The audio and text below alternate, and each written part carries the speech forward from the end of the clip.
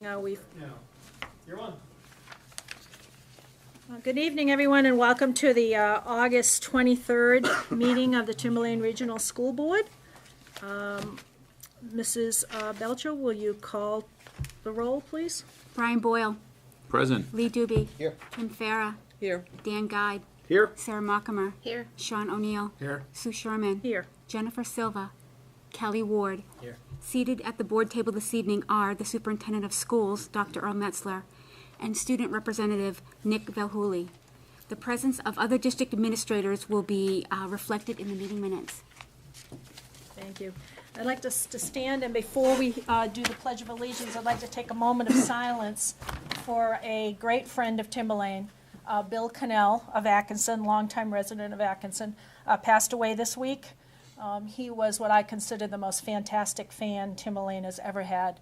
He supported all our athletic endeavors, but particularly softball, whether it was youth softball or whether it was collegial softball. He was the man.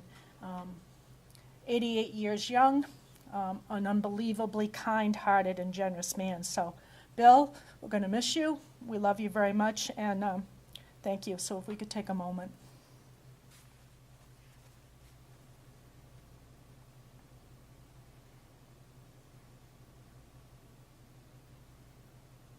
Thank you all. And now the pledge. I pledge allegiance to the flag of the United States of America and to the republic for which it stands, one nation, under God, indivisible, with liberty and justice for all. Thank you, everybody.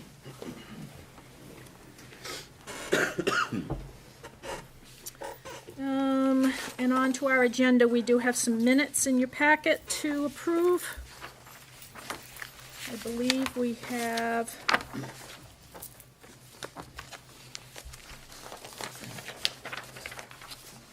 regular board meeting of the 21st of June. So if you haven't had a chance to peruse those, there are 5 pages of notes. Take a short moment, and then I'll look for a motion to accept.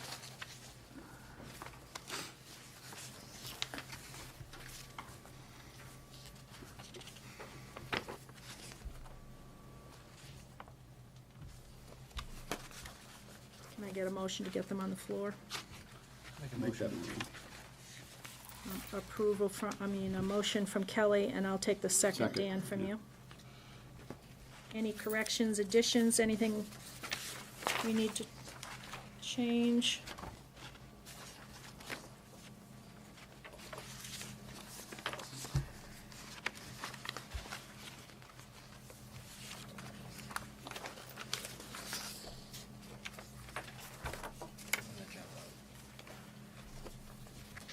None that jump out.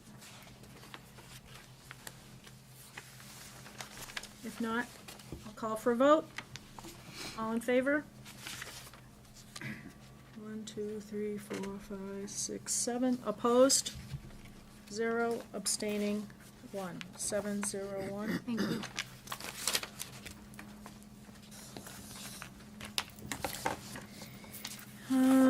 Let's see.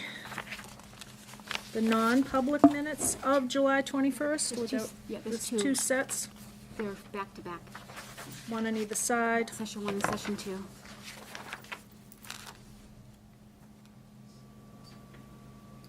Motion to approve the non-public minutes, session 1, June 21st, 2018.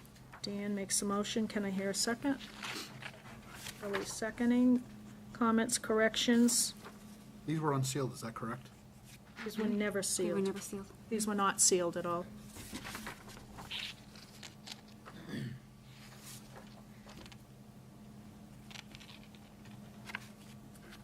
If you're all set, I'll call for a vote. All in favor?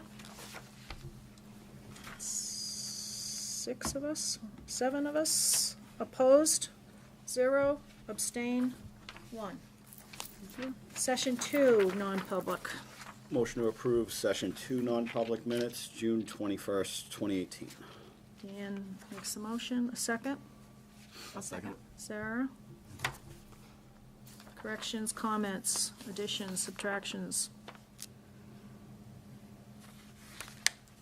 These were not sealed either.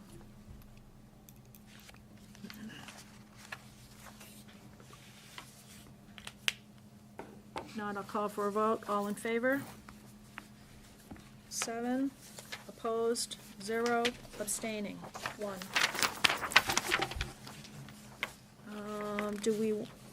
We'll do all of these and then go on to the sealed ones. So this is July 19th. This is the work session we had to work on goals.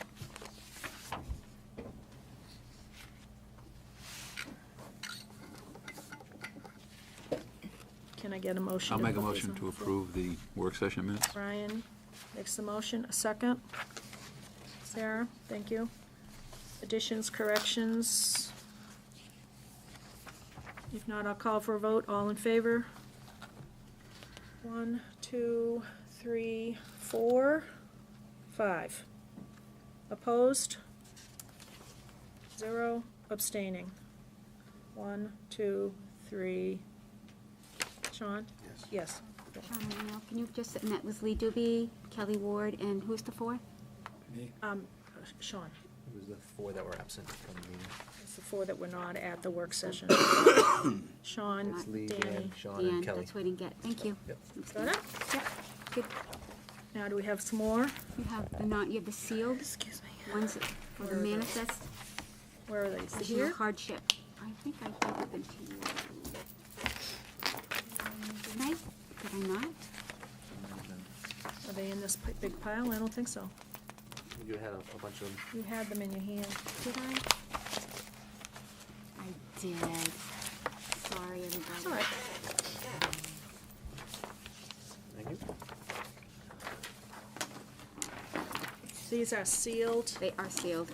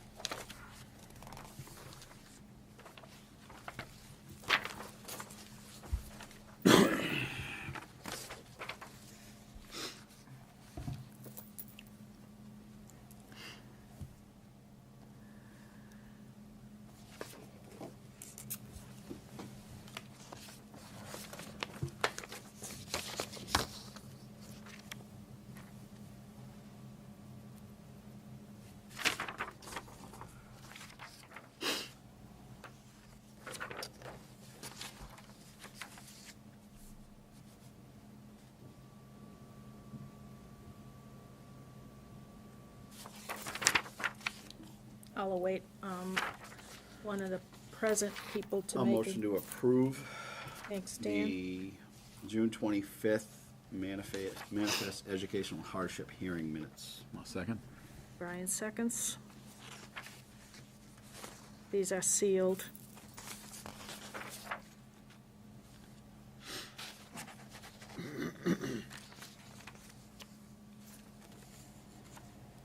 All in favor of accepting the minutes, or do you need a little more time, everybody? I'd like it. Sure.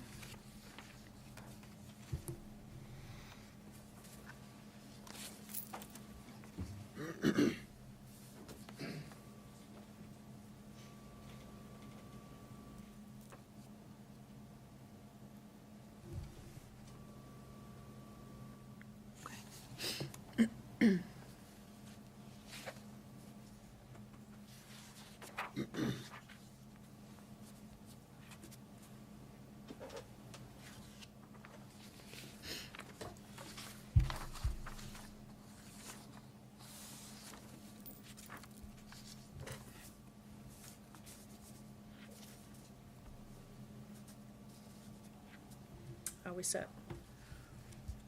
Motion's on the floor to approve. Can I get a vote? All in favor? 1, 2, 3, 4, 5. Opposed? None. Abstaining? 1, 2, 3, 4. Thank you, and I'll need those back.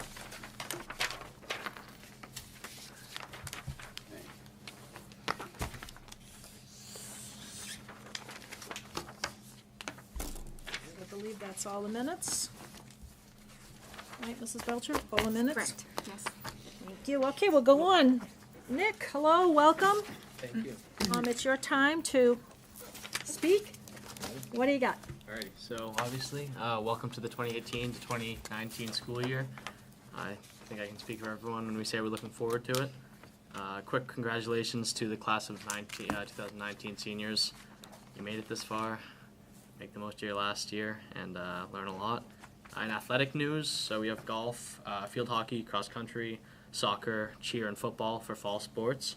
So we wish them the best of luck and hopefully great seasons to come. The Owls golf team will be facing off against Pinkerton tomorrow at 2 p.m. at the Hoodcroft Country Club, so a big good luck to them. The football team has a jamboree on Friday as well. The girls volleyball team will play at the Salem Jamboree on Saturday the 25th. The field hockey team will be facing Exeter in a scrimmage on Monday. Boys varsity soccer's first home game will be on the 31st against Pinkerton at 4 p.m. And the varsity football team's first game will be versus Dover on the 31st at 6:30 p.m. We encourage everyone to go out there and support our student athletics. And to the teams, we hope you'll start off the seasons right with some wins. In music department news, the band recently finished up their annual band camp, and from what I heard, it was an amazing experience as always. And Friday and Saturday, the Timberlane Chorus will have their first ever chorus camp, and they invite all incoming freshman choir members to join us as well as returning upperclassmen. In other news, the Timberlane Players will be starting their production of the Laramie Project and Our Town come the first day of school, so good luck to the cast of those two shows. And finally, the students are very excited to witness the changes and the reorganization of the administration up at the high school and what comes out of it. Thank you. Thank you, Nick. Looking forward to having you with us and getting around to all those schools. Yes, thank you. Okay, on to delegates and individuals. We have one. Dr. Farah?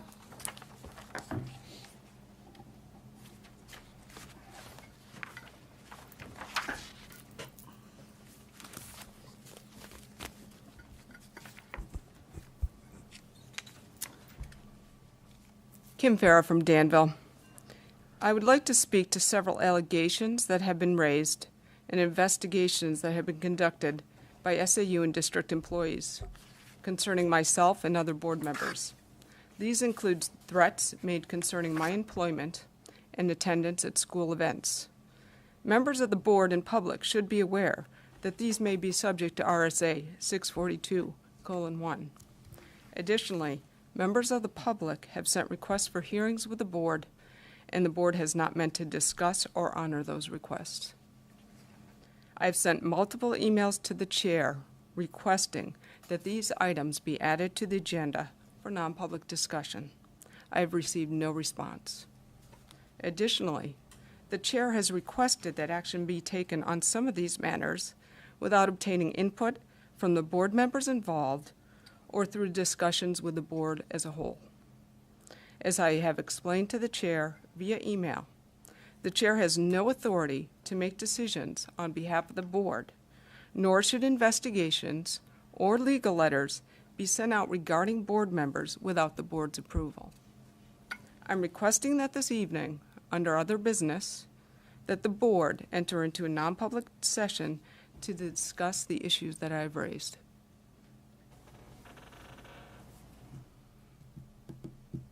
I'd be happy to make a motion now. You can do it under other business. I will do that. Thank you. Motion to delegates. Excuse me, could you just inform me what that comment was? He said, I don't think you can make a motion when you're a delegate. You should make it when you come back to Okay. the board I table. will do that. That's what I had said to you. Okay, current business. We have some donations.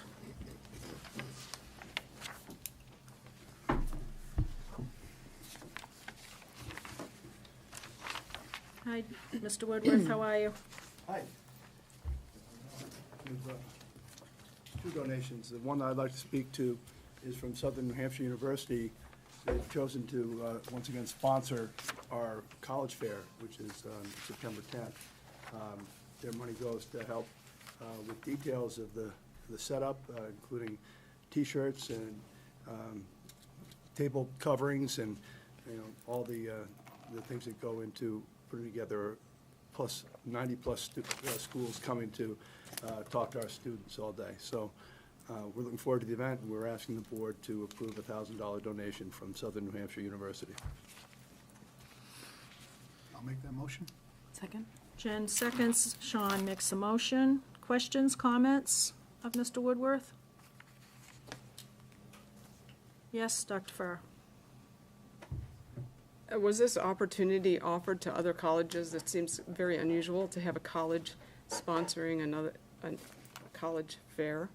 It's almost, Well, I think this is probably because they've done it before, they wanted to re-up, but I'd have to ask Mr. Children about whether other people have had that opportunity. I'm not sure. it just seems, in my mind, a little bit of a conflict. I know they have their logo on some of the T-shirts or whatever that the students wear too. Right. Well, we look at it as a, positive, and we can look into asking other people if they'd like to do similar things, so it wasn't a matter of choosing someone over another. It was something that was offered and accepted, so. Doctor. Yeah, I believe this was a partnership with another high school in the area to get the college fair started. I believe that they initially, with Bishop Girton, right? Yes, Bishop Girton 2 years ago, yeah. And that was really what got this off the ground, and I believe that the donation, I think that's where that offer came, because they had already had a partnership with another school, I believe, but we need Mr. Children to confirm that. He could probably give you the history and the conversations he had that got that rolling, but, So there's, sorry, and I wasn't expecting that question for you. I can get the answer for you. there's some changes to the program this particular year. We typically did a daytime at Timberlane, evening at Bishop Girton, 2-day event. And some schools would do both days, but many of them was one day or the other. This year, it's a longer time with the block We're doing a scheduling. one-day thing at Timberlane instead of 2 days, and with the block scheduling, we'll still be able to handle the load, so we can have all the schools there on the same day. So the juniors and seniors would have their one block each to Right. visit with the colleges. I think, and they'll get more colleges in on that one day. I think what they talked about was the middle of if you've been to the gymnasium during that year, the middle was pretty wide open, and so they were gonna put more tables in and get more schools in. I think they were into the high 80s as of last week. We're over 90 right now. Over 90, yeah, so it's pretty good. But I don't, to answer to your question, I don't know how many other, I don't know if they sent it out to all the schools and asked who would like to sponsor, or, I believe it had something to do with that initial partnership with Bishop Girton, I believe. We wouldn't turn money away from other colleges. That's right. They can bring their own T-shirts. That's right. All right, any other questions or comments? If not, I'm going to call for a vote to accept the donation. All in favor? 8, opposed, 1, abstaining, 0. Thank you. What else? We also have, we received a $1,000 check from the Life of an Athlete program sponsored by the NHIA. This is a yearly donation that they make for our participation in the program. We do not participate in any surveys that they put out there, but we do participate in their student leadership programs. We've had our kids, we just had, I believe it was 6 kids go this summer to Worcester State for the New England Leadership Conference. And these kids come back energized, and we get a lot of what we do from the Life of an Athlete program. So I would ask the board to accept the $1,000 donation. Make that motion to accept the $1,000. Second from Lee. Questions or comments? To Mr. Fantasia. If not, I'll call for a vote. All in favor? 9? Oh, sure, 0, 0. And again, thank you. I think it's important for the board to note that the surveys that the Life of an Owl program, they're non-academic surveys. That's why we don't Correct. participate in them. We do academic surveys in the district, but we don't Correct. participate in the non-academic surveys. They ask every year in hopes that we'll reconsider, but we've stayed pretty firm on that. They actually have, just so that you know too, they have extended that. They're not doing yearly surveys anymore. I think they're gonna do like every 3 or 4 years. We're still not gonna do it. But they have pushed their surveys back as well. They feel like they have enough data throughout the state, so. Danny? Can I ask Mr.? Absolutely. Angelo, I heard that you and Mr. Woodworth are going to be accepting some kind of an award from the NHIA. That is correct. We were at parent night tonight, so I did announce that, and thank you. So, September 17th, there is a NHIA annual meeting. All principals and all athletic directors from the state of New Hampshire go to the annual meeting, and at that meeting, Timberlane and Mr. Woodworth will be accepting an NHIA and a National Federation of High Schools Award of Excellence for the athletic department. Part of the criteria for that, major piece of that criteria, throughout the entire 2017-18 season, there were no player or coach disqualifications. And for a Division I school that puts on probably close to 400 contests at all levels, that's quite a feat. And as I said at the parent night, I'm very proud of our kids, our coaches, our parents. And just to piggyback on that as far as sportsmanship, at the end of every season, and coaches here too, at the end of every season, their sportsmanship ballots go out, and our opponents rate us on 4 categories. They rate each team. They rate coach behavior, player behavior, school climate if we've hosted, and fan behavior. And in the 2017-18 season, we had 0 negative comments from any opponent at any level. So I'm really proud of our coaches and our kids. And, That's amazing. That's great. so really proud. Congratulations. Very That's good work awesome. by everybody. Congratulations. Awesome. Jen? I'm just curious, who fills out those surveys? So do we fill them out for other schools too? Every school fills out ballots on every opponent that they Is it the play. coaches that fill it out? Athletic or- directors, coaches. Okay. I fill out, officials. I fill out every survey for sportsmanship in conjunction with my coaches. I make sure that my name is on every one of those when we are rating another school. Thank you. Doctor? Again, thank you, you two, for your leadership. I think that just so people understand, this is freshman, JV, and varsity. Everything. It's not middle school athletics, that's a High school. different Yep. category. Yep. Yep. Excellent. Thank you. Yeah. Thank you. Thank you very much. Anything else tonight? Mitch? Over the summer, a member of the Jeremy Graysick Memorial Fund wanted to make a donation towards an activity he participated in during his time. He was a valedictorian of Timberlane 1995, and an idea formed for that donation in the way of a roster board that would be placed near the soccer field, as he was a captain of the soccer team back in the day. It would be something to highlight our student athletes. The donation would be $1,200, so I'd like the board's approval to accept the donation. I'd like to make that motion, considering I went to school with him for 2 years. Second. Jen? He was quite the young man, but that's really, Was. really wonderful that they want to do that. Questions for Mr. Mensis regarding the roster board? If not, I'll ask take a vote, please. All in favor? Looks like 9-0-0. Thank you. Thanks, guys. Thank you. Appreciate your work. PAC schedule is our next. Excellent. In your packets, it's this colored sheet. What you'll have back when I started in the summer of 2012, we struggled a little bit with our performing arts schedule and school board meetings and other events. So the school board back then had asked, is there any way we could get some sort of schedule at the beginning of the year so we know when all the events are so that we can attend? We did our best to avoid our school board meeting nights so that school board members can attend. There may be a conflict or two, but we also tell them to look at the time. So if they started at 5 and end by 7:30, you could attend the event and come here. So this is the PAC event.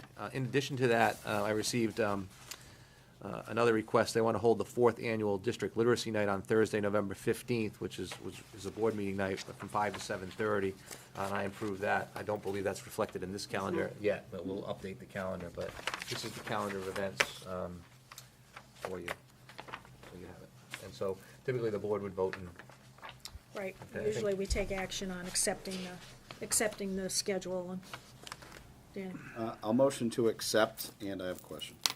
okay, let's get someone to second, and I'll then we'll go second. back to your question. Sarah, go ahead, Dan.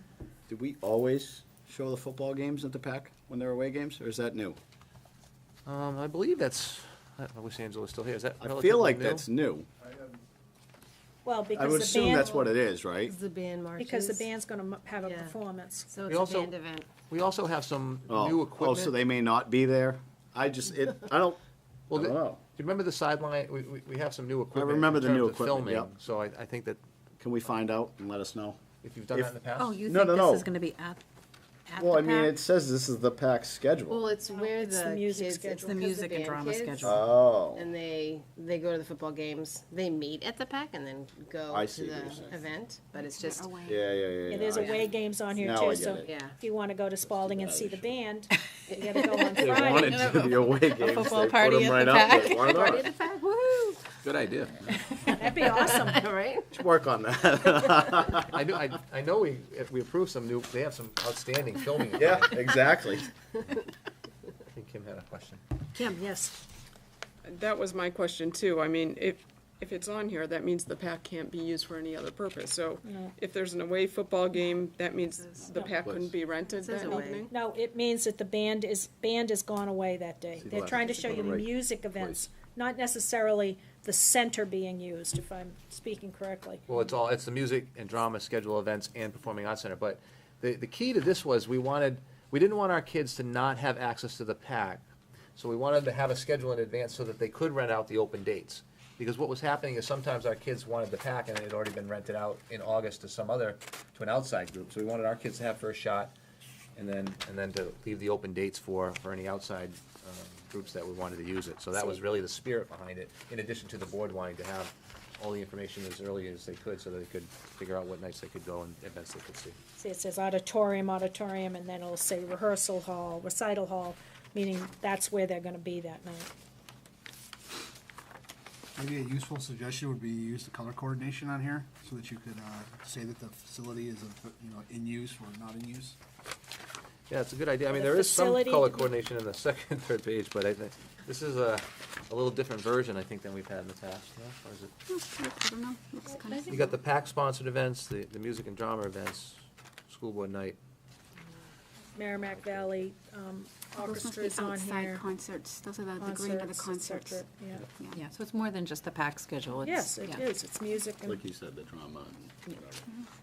We Yeah, I can make think- that suggestion that they color code it a little bit more. We need to update it anyway, because we need to add this event. There'll be some And new I'm sure stuff. there'll be a few more that get added on, so as we update it, we'll, And then just use the, at the end there where you have the legend there, that you can just, have a different color, blue or something like that, whatever. blue for open dates, or, Whatever, I mean, it just, More pages. that's the point of picking a color.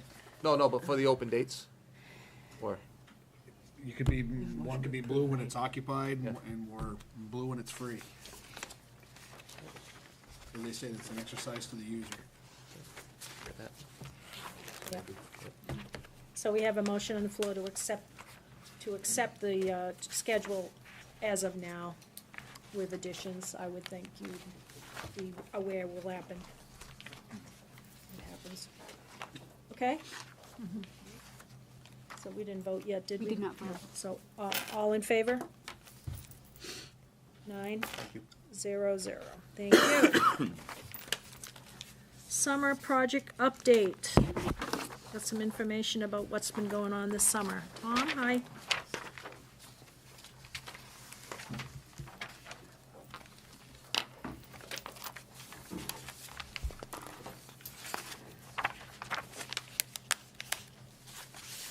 All right, thank you for having me tonight.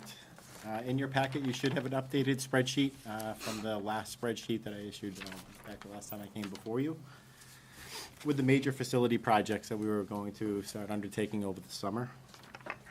I will skip over the design work because we didn't, I don't believe you, as a board, took action on any of those items, so we put those on the back burner. But I will go down with the other projects.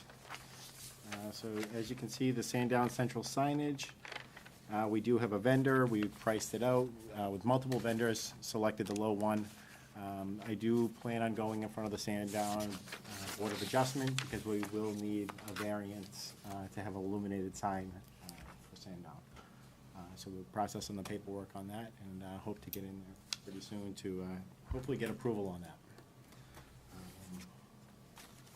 Next, I will go down to the locker replacement. You will see a variance from the estimated cost and the cost to date. Especially with the lockers, we found the pricing to be a bit higher. there was just instability in some of the metals markets related to tariff rumors and whatnot, so a lot of people were seeing those prices go up. Still think we got a pretty good deal for the quantity. Next, we did pave the walkway from the gym to the football stadium entrance. Made a safer walk, not only for the student athletes, but also everybody else that uses the campus. Kind of completes that loop. Security improvements, we have all of the stock on premise. We just have to coordinate with the schools to do the installations after hours and on weekends. You will see that number increase as we complete that because we're self-performing the work with in-house labor. However, that we will have revenue offsetting those projects, 80% paid for by the state. We completed our asbestos abatement projects in both the middle school and the Pollard Elementary School. Also included putting materials back after we removed the asbestos-containing materials. So in the basement at Pollard, we used an epoxy floor coating to keep the basement clean. At the middle school, you'll see there's new flooring at the front entrance and also in the main office. In a couple of classrooms, we replaced flooring that was damaged in cove base. Further down, I think anybody who's driven by has noticed that we lost quite a few trees over the summer. A lot of them that were, we felt a danger to the students and also to our utility lines that run. So we took out quite a bit of trees by the garage, and then we also, while having them on site, used them to trim up a lot of the trees that were going to stay. Access control project was completed at the middle school. Today, the poles were installed at Sandown North, so that lighting is all set. That was a recommendation of the safety committee. Exterior painting of the building. If you remember, we kind of had that teal on the edge metal around the roof, and then also a lot of the other details. We decided to go with a different color to match the building a little better and kind of make the color fade and match the rooftop units and other accents throughout the building. And then finally, the drain field repair has not been complete. That's important to note. When DES to date has still not approved the project. Now, back 10 years ago, that fourth bed was approved to install by DES. New reviewing agent found that we do not meet the minimum setback requirements for nitrate down gradient because of the amount of gallons we use per day. We based our gallon usage per day based on a quarter of the student population missing, and we had to estimate higher maybe than we had to. We do have metering going into not only the incoming water, but the outgoing water that'll be tied into our building management system, so we'll be able to have that hard data and see what we're actually using. However, our contingency, right, so there's known knowns, known unknowns, unknown unknowns, right? We knew this was a possibility. We do have Busby Construction under contract to do this work for us. They're going to go ahead a week from this Saturday and install the flow valve, so in case we do have an issue with the bed that was in question, we can divert the water to our other two beds. Our engineer is confident that we shouldn't have a problem doing this. DES is keeping the case open until we can provide them the updated flows.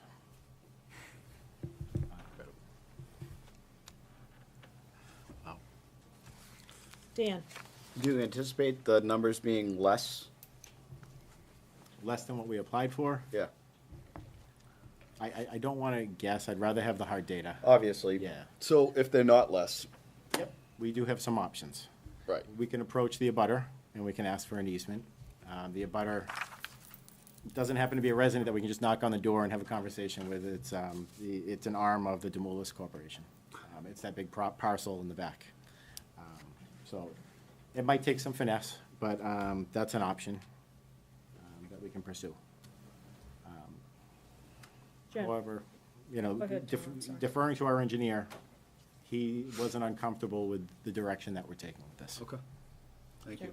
Are all facilities going to be open in the school? when school Absolutely, opens? yes. The building will be run just like it would any other day. We don't anticipate closing bathrooms, telling people to save water. We'll run it as if it's any other normal day. Who's the engineer? His name is Dennis Quintel. Dennis Quintel, okay. Yep, from Civil Yep, Construction. I know him very well. Yeah. Okay. I have full faith in his abilities. Yep. He's I'm very sure. experienced, and Absolutely. he has that almighty stamp, so. He's good. Kim, He's then very Lee, good. then back to Jen.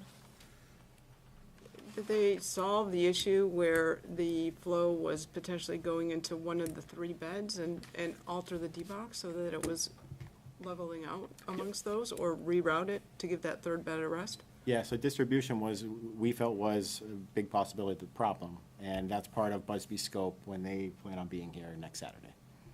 Next Saturday, is that what you're saying? A week from this Saturday, correct. And just so everybody knows that where the leach fields are is also the football practice field, so we were on a tight schedule to get this job done in the first place. That's why we'll have to work this on weekends. Lee, Jen, and then back to Kim. How long until you get the flow data? We'd like to take at least, a couple of weeks of normal usage. And those reports are on demand through our building management system. So at any time, we can spit out a report. Jen? Just going back up through this list, so those asbestos projects, those are complete, and those came in below what the estimated costs were? Yes. Those are complete, Yeah, okay. we have really favorable pricing on the asbestos projects. The tree removal, are those stumps, what's happening with those stumps? Right now, we are leaving them in place until we find out what the next phase is going to be for that area. Is parking being considered? In order to put parking there, we would have to develop a site plan for the town of Plastow by a stamped engineer. And what I'm told by the planning office in Plastow is that it's not something we can just throw gravel down and have everybody park. Plastow requires us to have bituminous paving for parking. The short answer is yes. It's So being yes, it's considered. been considered. That's Yeah, a- we did some that's pre- research. That's preferred. Is where it says, we estimated close to 50 potential spots, which we could relocate maintenance and get more spots for students, which would be great. That's our hope. I'd be concerned about that those are right on the way you took them down over on the campus, is right on the crest of where that slopes down. And I worry about the land erosion there and pulling out stumps and you Yeah, I gotta feel, I mean, terrace it's- that down so it doesn't all end up on the softball field. Right, and that's why the best course of action is to have an engineer develop a proper site plan, rather than just throw cars there. I think we Right, should do this the right way. Kim, I'm sorry. Looking at this table that you have on estimated costs of $452,000, and referring back to Mr. Dowd's handout in May, showing the budget review, showing that we were overfunded under building improvement services by $100,000. Why is there that disconnect? Is there a disconnect? I'm sorry, can you repeat that, Kim? Yeah, where's the disconnect? You're looking at an estimated cost of $452,000. Estimate, yeah, That's the estimated cost. yeah. When we looked at the 2018-19 review, we showed that that line was overfunded by $100,000. Different years Is that- in there, too. No, it's not. Some of I'm these talking projects 18-19. on here were pulled out of fiscal year 18, some of them were pulled out of fiscal year 19. Right, as we voted, right, so. There should be a column that you can Even the, follow on your yeah, sheets. so the total's 450, it's not all coming out of 18, 19. So it's a mixture, right here. I broke it down further so you can see the FY 18 estimated, FY 19 estimated, to break down between the years, if you look at the boxes below. True, but And you're, also the project's not under contract yet. I understand that. But we're still looking, you're saying that some of these costs are, they're still not the total cost here. These are estimated costs, correct? Didn't you just say that the field repair is probably not, is going Oh, to I'm go sorry. above these, some of these The costs? drain field repair project, we have under contract. So that was encumbered using FY 18 funds. We had a contract with Busby that we executed before, as the board directed us to do. Okay, Yeah, And everything else involved in that project with the engineering and then also integrating the flow meters into the building management system. All of that was encumbered with fiscal year 18 monies. Okay. I've got a question on the sign at Sandown. That's an electronic sign? That's not an LED sign. How can, it's not the Commonwealth Motor sign on 495. No, but- This is a message board that will have changeable letters just like every other school, but it's backlit, so you can see it, and it'll better define the entrance to. So it's not Sandown sign. spotlights, it's backlit. It's backlit. It's backlit, Right. correct. And it's not LED, it's not. It's not a flashing sign, it's Correct. Is Danville's sign backlit? I don't believe it is. Danville's is, I don't think so. no, I don't think it is. No. I know we talked about equity and equality, and you had a committee about that at one time. I'm just wondering how we can make sure that our towns are equitable. Sure. I mean, if I was around during the time it was installed, I may have suggested that it was illuminated. Was this- But now that we're constructing a new one, it was best to illuminate. Now, with it. that sign though, with the power, I mean, is there power already where you're planning on putting it? Or is that gonna be a whole other project of bringing power out to this sign?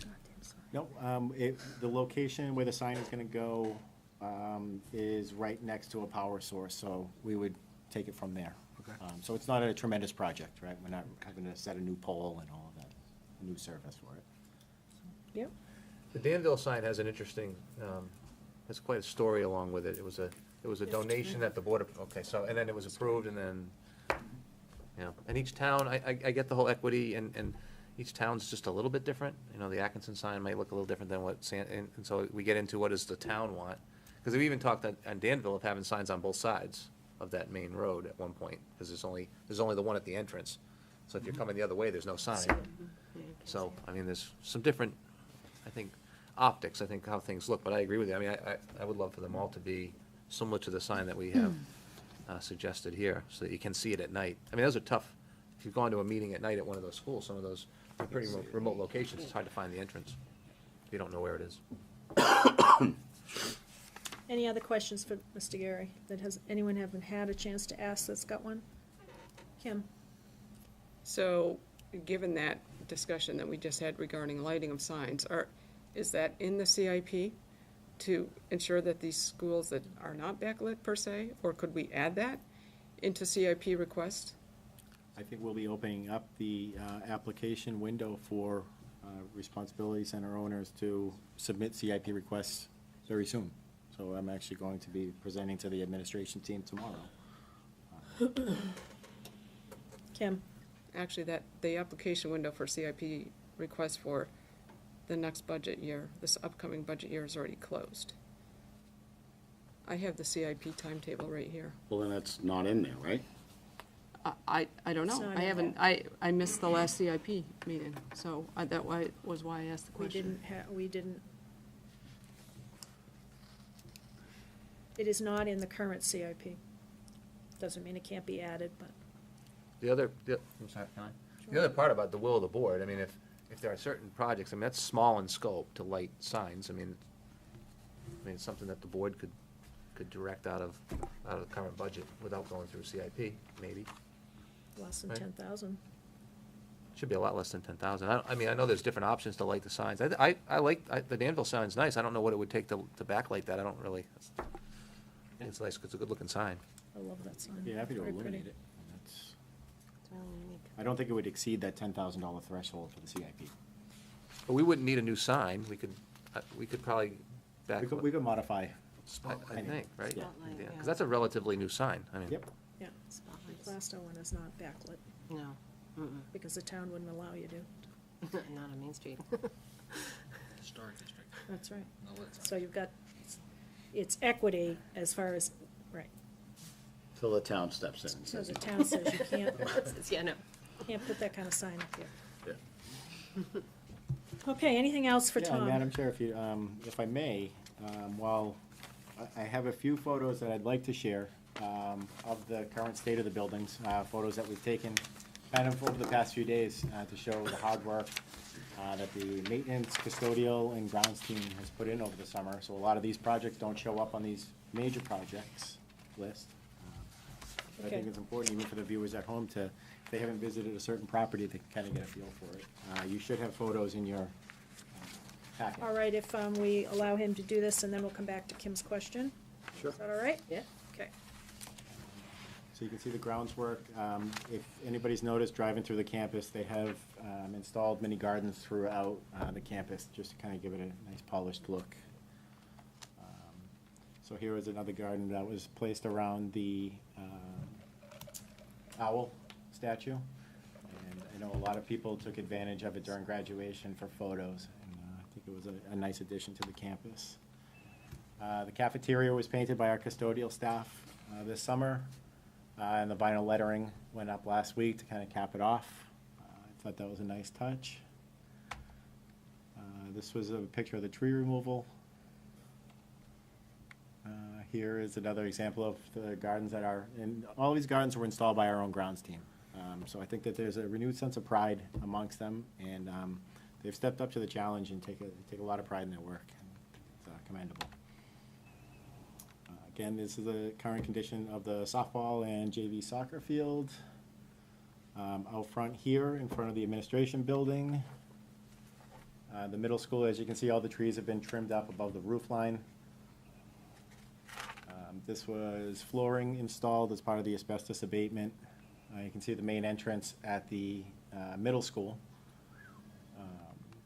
And one thing I can say about using this flooring is it's a finish-free floor, so over the course of its life, it's actually going to pay for itself by the savings of not having to strip and wax every single summer. Middle school was also painted by, all the corridors were finished painted by our custodial and maintenance staff. It really adds a lot of light to the building. It's another view of it. Front of Sandown North, cleaned up, ready to go. And all of our gym floors every summer are refinished. As you can see at Danville, here's an example. And also on the left, an example of dedicated custodial staff who was able to make this building spotless, even though they had summer programs all summer. They found a way to still get the job done. Atkinson Academy, of course, the grounds look spectacular. This is the inside of the Atkinson Academy. The courtyard at the Atkinson Academy. And we have Sandown North. Performing Arts Center, and that's what we have. So, I would like to commend again the facilities, grounds, and maintenance staff who put in a lot of hours. While it's very tempting to get to the beach or go on vacation, we're here all summer. Working. Kim, then Brian. Where do we stand on the track? Are we just not using it for meets this fall? I believe unless work is done to it, we will follow the same course of action, unless Angelo has a different idea. The board directed Dr. Metzler to have me talk to Paul Busby. Did follow through with that, got a lot of history on it. Mr. Busby also provided me with the specification that was used for the installation of the track, and then also the construction documents, which is very good. So if we do a project, we're not starting from scratch. We have construction documents. We don't have track meets in the fall. We don't have competitive Not in the fall. events on the track in the fall. I mean, people walk it, people run it, gym classes, but it's not That's correct. It's not till spring. I think they were more worried about actual events after really heavy rainstorms, right? Wasn't that the issue in the spring? It was more What about brings canceling In advance. scheduled meets. Correct. Brian, you have a question? Yeah, I was just wondering how you got the grass to look so green. Was that some kind of photo touch-up? Every lawn that looked like it was like There were no filters. chem lawn no type. photo, no Yeah. photo, no Pretty Photoshop. impressive. No Photoshop, strictly iPhone Spray photos. Hey. It's a testament. I'm gonna have those guys come check out my lawn. And we had rain, a lot of rain. pretty Our good. team puts a lot of work into it, so. No, it does look good. Yes, Kim, something else? I'm just a little confused on the track. Are we using the track for meets in the spring or not? We don't know yet. Right? But there's nothing being done on the track, to the track this year, in the fall. I can In preparation for present this in front round. of the board what our options were in the past. Well, maybe I'm confused here, but last I heard, we could not use the track For for meets. meets, correct? 4 meets. Meets. And that's where we stand, because we're not doing anything to the track. My meeting with Mr. Busby didn't result in a magical, miracle fix. Okay, We're still in the just- same position that we were on June 26th, the day before I met. Okay, I just want to confirm that there will be no meets at the track. That is what we were told last I don't schedule spring, athletic was it not? events, so. Is it, but, Unless conditions changed, or Mr. Fantasia can come up with some other solution. The rain had a huge effect on that bubbling up kind of thing. We need to evaluate when we get that far. Right now, we decided we didn't have the money to just write a check and have it all redone. Was that correct? Mr. Boyle's shaking his head, so he's with me. I'm with you, but isn't this just really a true issue when it's wet? That was the reason why the meets weren't scheduled, is because you have multiple teams coming to the building, and if we had rain, say, 3 hours before a meet, it's awfully tough to coordinate with the other athletic directors and cancel last minute. Right, the track That is was the affected issue, when but it people are rains. still running Yes. and walking. Really So, yeah, We so, had a very difficult spring. Right. It didn't mean that the track was never, we could never use it again for a meet. It was just a really difficult spring. If we want to be able to just schedule them and not have to worry, there was a significant cost, but it didn't mean we couldn't have meets. So there were times when meets were canceled that perhaps they could have run. It was more the difficulty of coordinating with 3, 4, 5 different schools that were all coming to our event. So we didn't have those home meets in the spring. We asked someone else to host them. They had them someplace else. It wasn't that our kids didn't get to go to their meets. They just weren't held here due to the possibility of the track not operating, right? I don't believe they were all rescheduled. I don't think they would all say were, some, but some not were, all. yeah, yeah. Jen, question? Yeah, just for future thinking, if the track is gonna be, something that we're gonna look at, do we have, estimates for costs? Cause if we're talking about upcoming budget season, warrant articles, things like that, that we can have that information to consider. Yeah, yep, I've provided budget numbers. Got a ways to go before that would more than likely be. I know, but I'm just suggesting saying, it would be a I warrant don't wanna just article, one day not- be like, oh, Yeah, can no. you just Yeah, tell us how, you know? yeah. And there were two options. There was first of all, it was a completely new surface, which is a completely different track, and then there was a repair of existing track, and what's the possibility? I think that's where the conversation with Busby came in, Right. where, wait a minute, we might be able to, Right, so I didn't know if those, I know we talked about those numbers very roughly, but now that you have had that conversation with Busby and you have these documents, if that would be adjusted at all for something a little bit more concrete numbers to consider, if we wanted to do that. Certainly could ask Dr. Metzler to ask Mr. Fantasia to come back and chat about it and get his perspective again as we go towards budget season with Mr. Gary. Anything else for Mr. Gary? I just wanted to thank you, thank Mr. Rodney Mills, Jerry Dow, the whole team. And when you get a chance to go on the facility tours, our buildings are always clean. This is just a remarkable opening of school. The grounds look great. The insides of the building, you can tell in the pictures. They just did a really good job. And if you drove by in the summer, you saw a real teaming kind of approach. They were all together working on different things. I got a chance to walk around, talk to them a little bit. I think that their morale was up. A renewed sense of pride. And we tapped some of the talents of our people to do this work. I think they did beautiful work out front and around. Baseball field looks like you could play on it today. In the past, we kind of let it go in the fall. So they did a great job, so thank you. It was a lot of hard work, but I think they're very proud of their work, and they should be. Speaking of facilities tour, has the budget committee set those dates? Because I want to make sure we have an opportunity to go to those if you want to. It gets you a chance to see what they've done, and also to talk with Tom and say, see, here's a section of the building I really think we need to work on. It gives us a visual of what's going on in the building.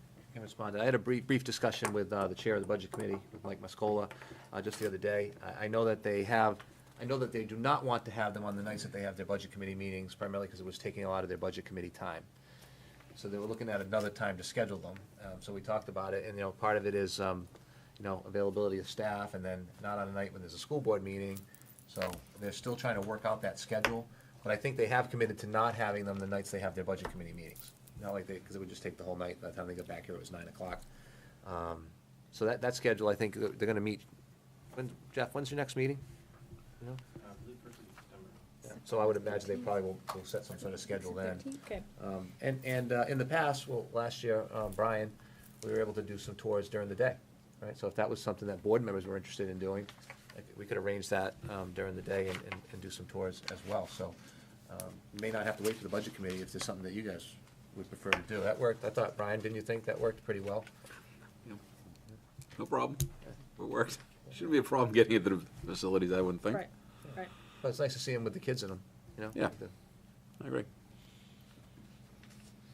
Okay, anything else for Mr. Gary? If not, thanks, Tom. Thank you for all your support. Where are we? Year-end budget and fund retention information and action.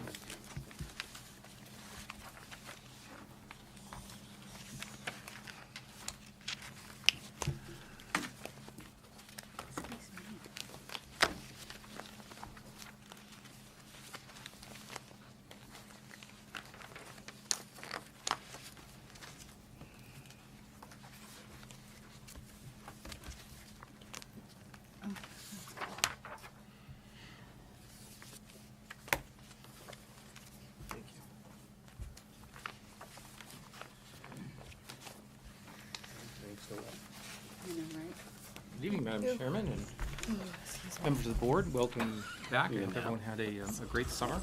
I, too, will piggyback on Dr. Metzler's comment to our facilities crew and grounds crew. Another exceptional job. Our Do we have enough?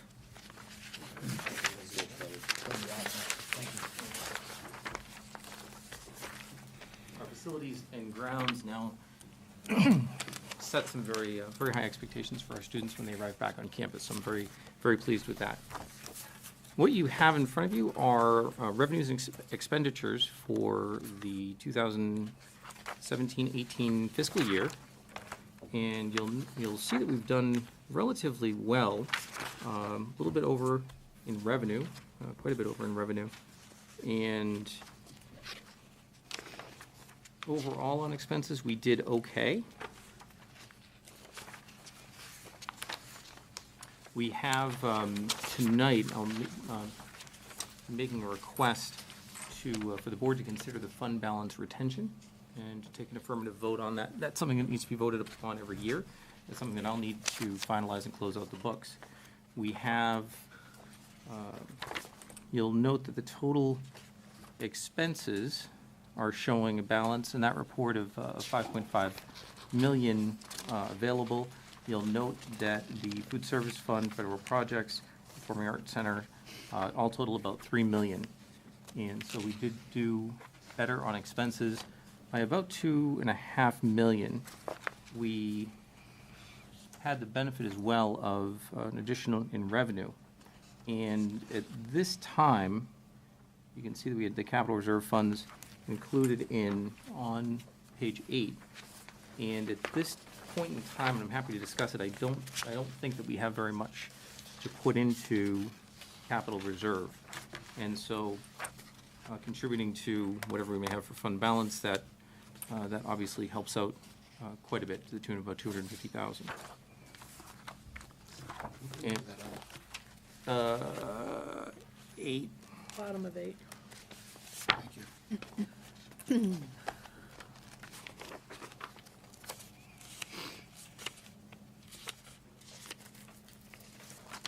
Kim? Thank you for this. I did not see it in our agenda packets. I know the year-end closed June 30th.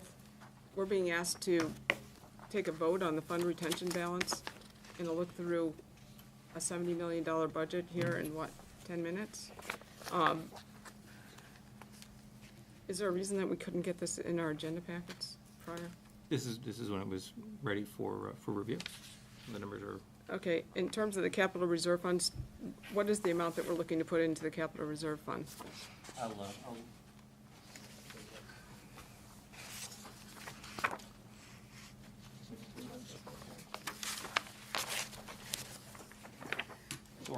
our capital budgets have been shrinking a bit over the years, which has narrowed the gap quite a bit.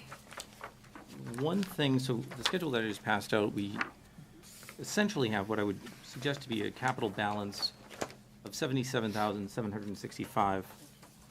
We have capital-related encumbrances of 60,975, leaving balance available for capital reserve of about 16,790. Now, these numbers are subject to change or other determination by the auditors. The number is a relatively small number. And one thing that I don't know was always done in the past is to consider the effect of encumbrances on the capital reserve. So in other words, if we looked and said, well, we spent this much in capital-related expenses, we have this much left over, let's make the contribution. This year, I'm looking and saying, well, this is what we have in capital-related expenditures, and this is what we have in capital-related encumbrances. And you'll see that total is only 60,000. And I don't think we've done a great job of looking at it that way in the past. The encumbrances, our year-end encumbrances, of course, don't hit those expense lines in that current budget year. So as a result of that, it could show as more capital being available than really would be. So if we're to follow, if I could summarize. Mhm. The voters voted to put 250,000 away if in fact we had that much left in capital. We don't have that much left in capital. That's correct. Even if we didn't have those encumbrances, we don't have that much. So you're saying the best balance you can come up with is we have about, let's round it up, $17,000. Hmm? Is that correct? Okay. Yeah. That's what we got That's it. in capital. Where are we showing those what specific lines are those 60,000 and encumbrances on right now? Those would not be shown on the revenue report, and I will, it's a little dodgy. The report itself does have an encumbrance column, and you can see Correct. those encumbrances are cleared out. We don't roll those over as part of the year end. It's more of a balance sheet item. Let me see what I have here. Are any of them on this page that Mr. Gary just presented to us of things that would have been part of that Some of them. 60,000? Sure. Some of That we them. voted we would spend out of, yeah. But if the encumbrances aren't shown here, To that don't those have to detail. be taken off the total amount of the budget before we determine what's left? If it's a $72 million budget, we have 60,000 in encumbrances, doesn't that have to be subtracted to determine our budget balance? Where is that? It's right here. But where is it here? Because, not on there. so isn't this not the budget, this is the budget balance without the 60,000 or with the 60,000? That is the budget balance without the 60,000, because our encumbrances aren't shown on that schedule and don't hit the expense accounts in the year in which we encumber. Right. They're just a reduction in fund balance. Okay, so this is not telling us what we need for the fund retention. You're now passing out this Yep. sheet, which is gonna tell us what we're looking at. Okay, thanks. Was just a little confused, because I thought I could tell from the budget. This is our general fund balance sheet, and I know that encumbrances seem to be a hot topic and aren't looked well upon for subsequent budget review and that sort of thing.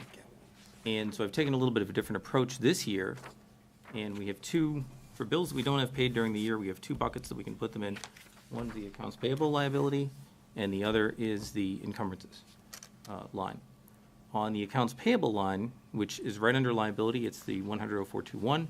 You'll see that balance is 440,000. That's much higher than has been in years past. We've been probably below the $300,000 mark. And you'll see under fund balance, assigned fund balance, which is 100,0750, 98,000. Last year that balance was much higher. So really, I've moved as much as I can into accounts payable so that the expenses show in the year in which they're incurred, to provide clarity in that process, and really to encumber those things that we just haven't started, haven't that have set aside the money or the obligation. Busby's work is one of those encumbrances for the drain fields.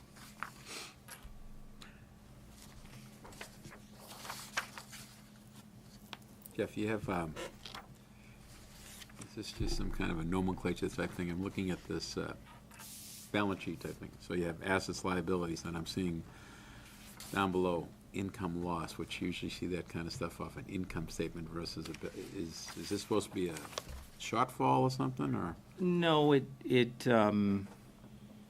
have the unassigned fund balance up above, and those lines work together to some degree. It's not the type of thing that we have if you will, a profit or a loss per se. It's whether you were higher or lower relative to your ongoing unassigned fund balance.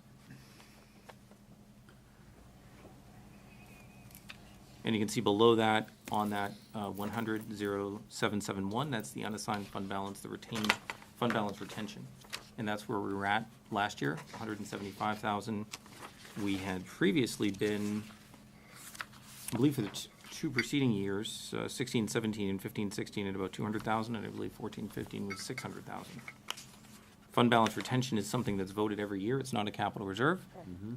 It is there so that it is not used in subsequent years for a reduction in taxation, and it is available only upon an emergency or for emergency uses as defined under statute and approved by the Department of Education. So it's good to have. I think that some recommendations are in the 5% of expenditures. We're low on that, but I think we've been able to mitigate fairly with 175,000 in the current year we just closed, 200,000 in the years preceding that. Lee. Jeff, the basic bottom line, we're in the black. We have positive unassigned funds of 118K.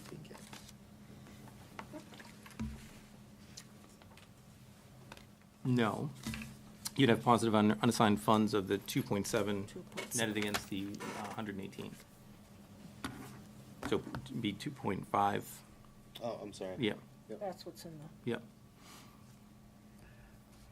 A fund, governmental accounting is not, yeah, For the light of heart. fun, easy. So I see us with two actions, whether we're gonna fulfill the voted, what was voted in March.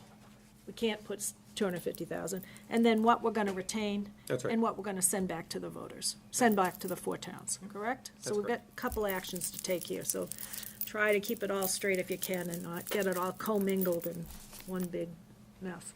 Kim? So our spend last year was 69.6 million.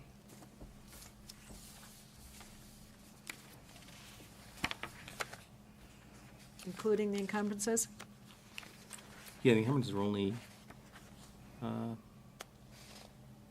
they're only 100,000 this year. So, 69.6, yeah, and it probably would have been higher if we were able to make that capital reserve as voted, 250,000. I just want to know what our spend was. And what's our current budget this year? 72.8. 72.8? 72.8. Where you seeing the 69.6? Where you seeing? That's taking 72,113 and subtracting off 2.5. Okay.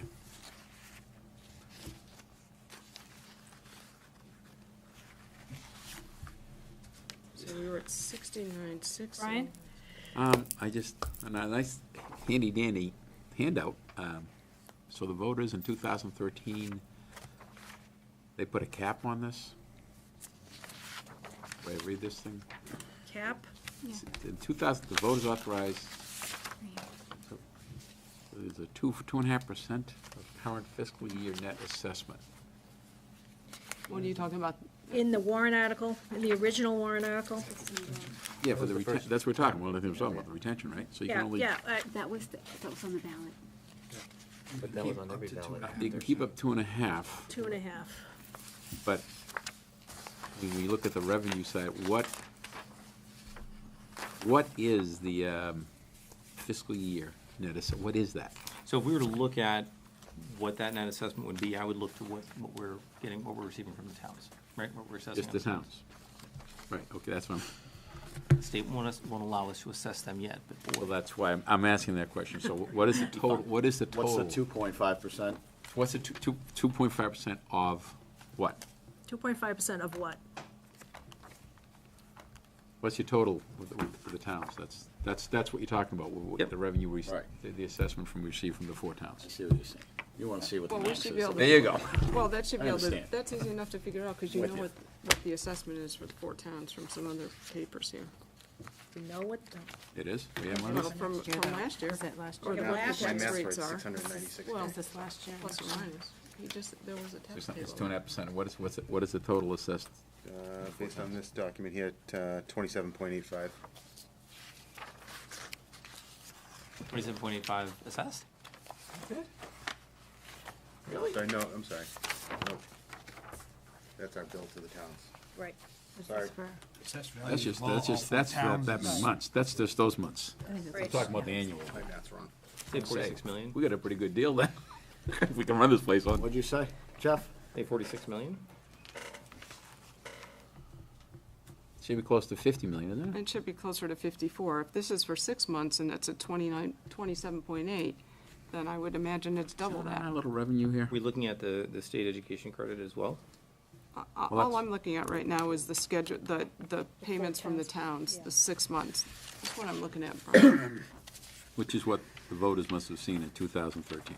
So someone came up with that language. Could you read that language? I'm not sure what you're looking Well, at. this is our, you know, how you have in the back of the agenda packet, explains, okay, Jeff Dow to present 2017-18 year-end budget numbers. Board members shall take action on retention of any surplus. In 2013, the voters authorize indefinitely until rescinded the Till retention, rescinded.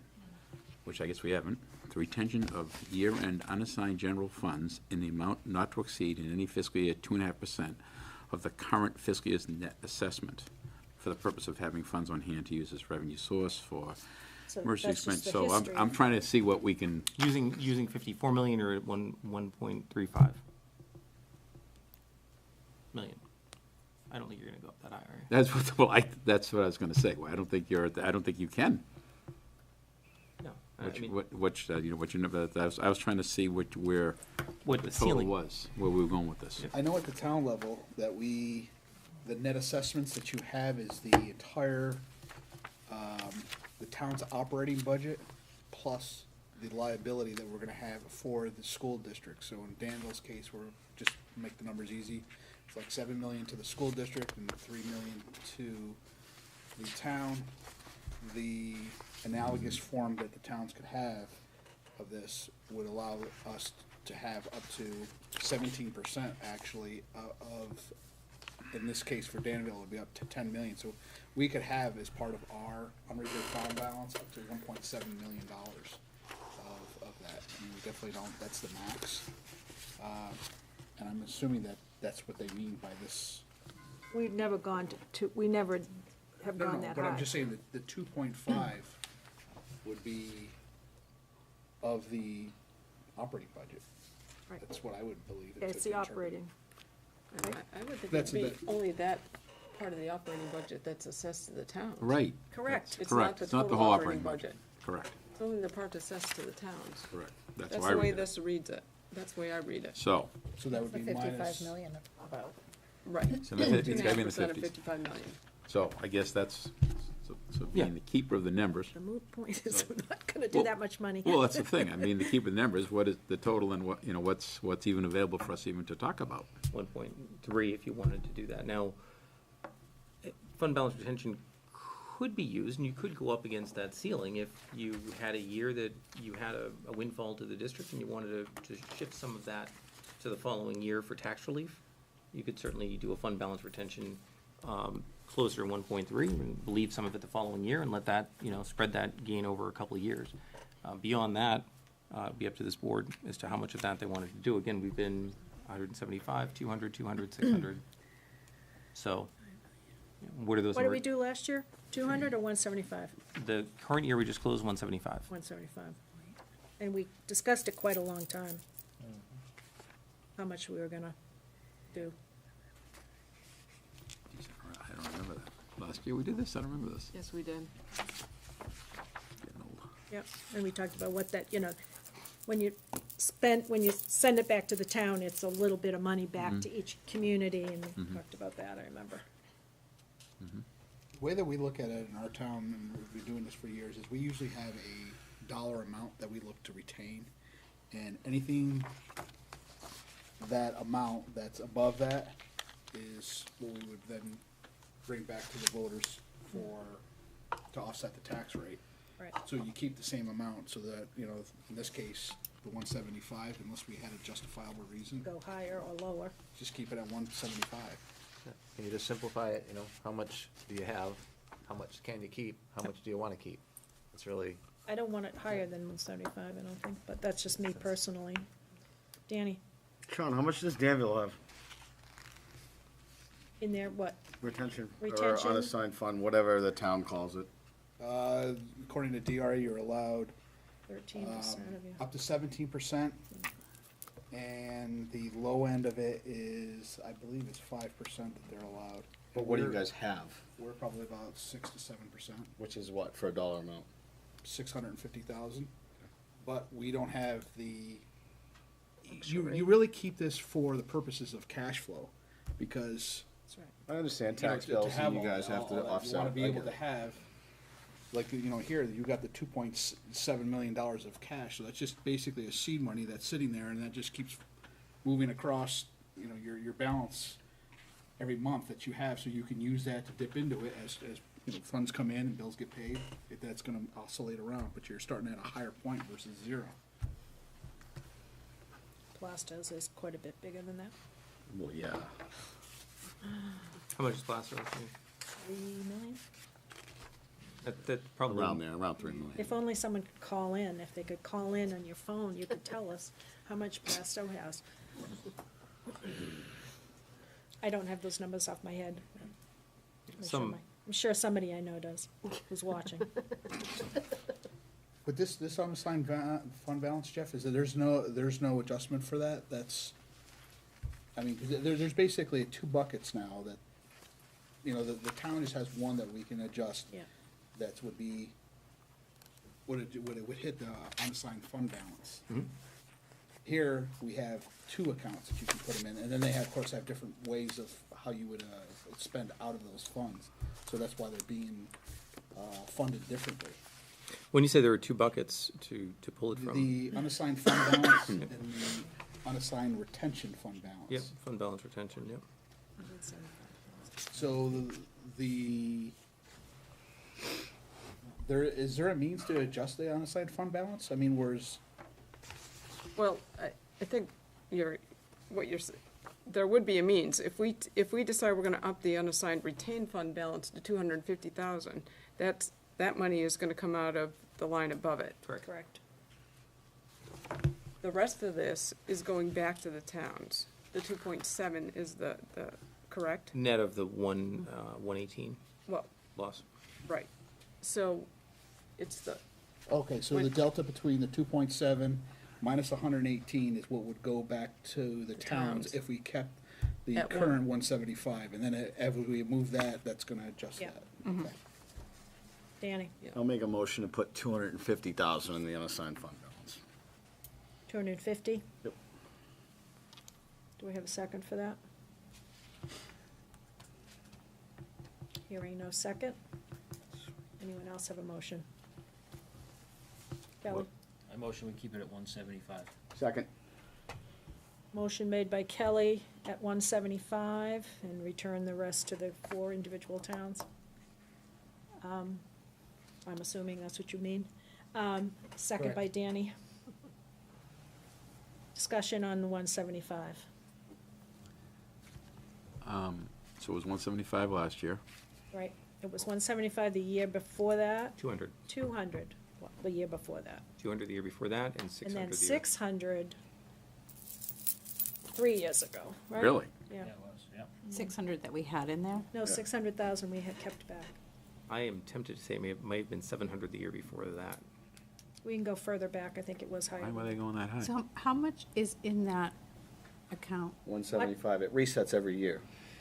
It doesn't build up like the capital account, right? It resets every year. Resets. That's right. I feel like there was some, it was a couple of years ago, there was some, Yeah, I think We screwed it that's up. part of it, it's The confusing first year I was on the board, we screwed it capital up. We reserve added fund money to it, and we needed and to this. re-vote on it. okay. So it's at 175. So it's 175 is for the retained fund balance. Yep. And the unassigned fund balance of the 2.7 minus the 118K is what will go back to the voters. Part of the no capital reserve contribution, right? Or with If little. we, right. And all we have left for that capital reserve is this 16,000 roughly. 16. 16,790. So we're gonna do two separate votes here. We can't commingle the money, right? Can't take Right. operating and put it in capital. No, no, no, no.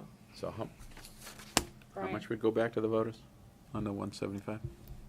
2 million. rough numbers, 2.5. 2.5 into, divided by 4 towns. Mm-hmm. Not quite equal, but. No, I don't want to go there. I don't want to go there.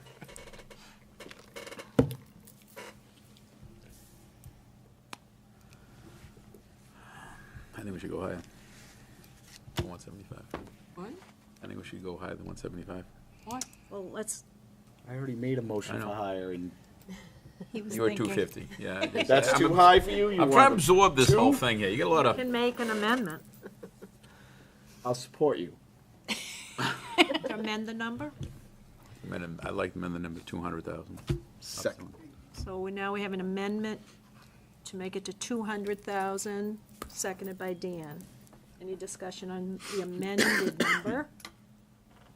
Can you explain? What you thought? If not, I'll call for a vote. All in favor of the amendment? She was at, 1, 2, 3, 4, 5, 6. Opposed?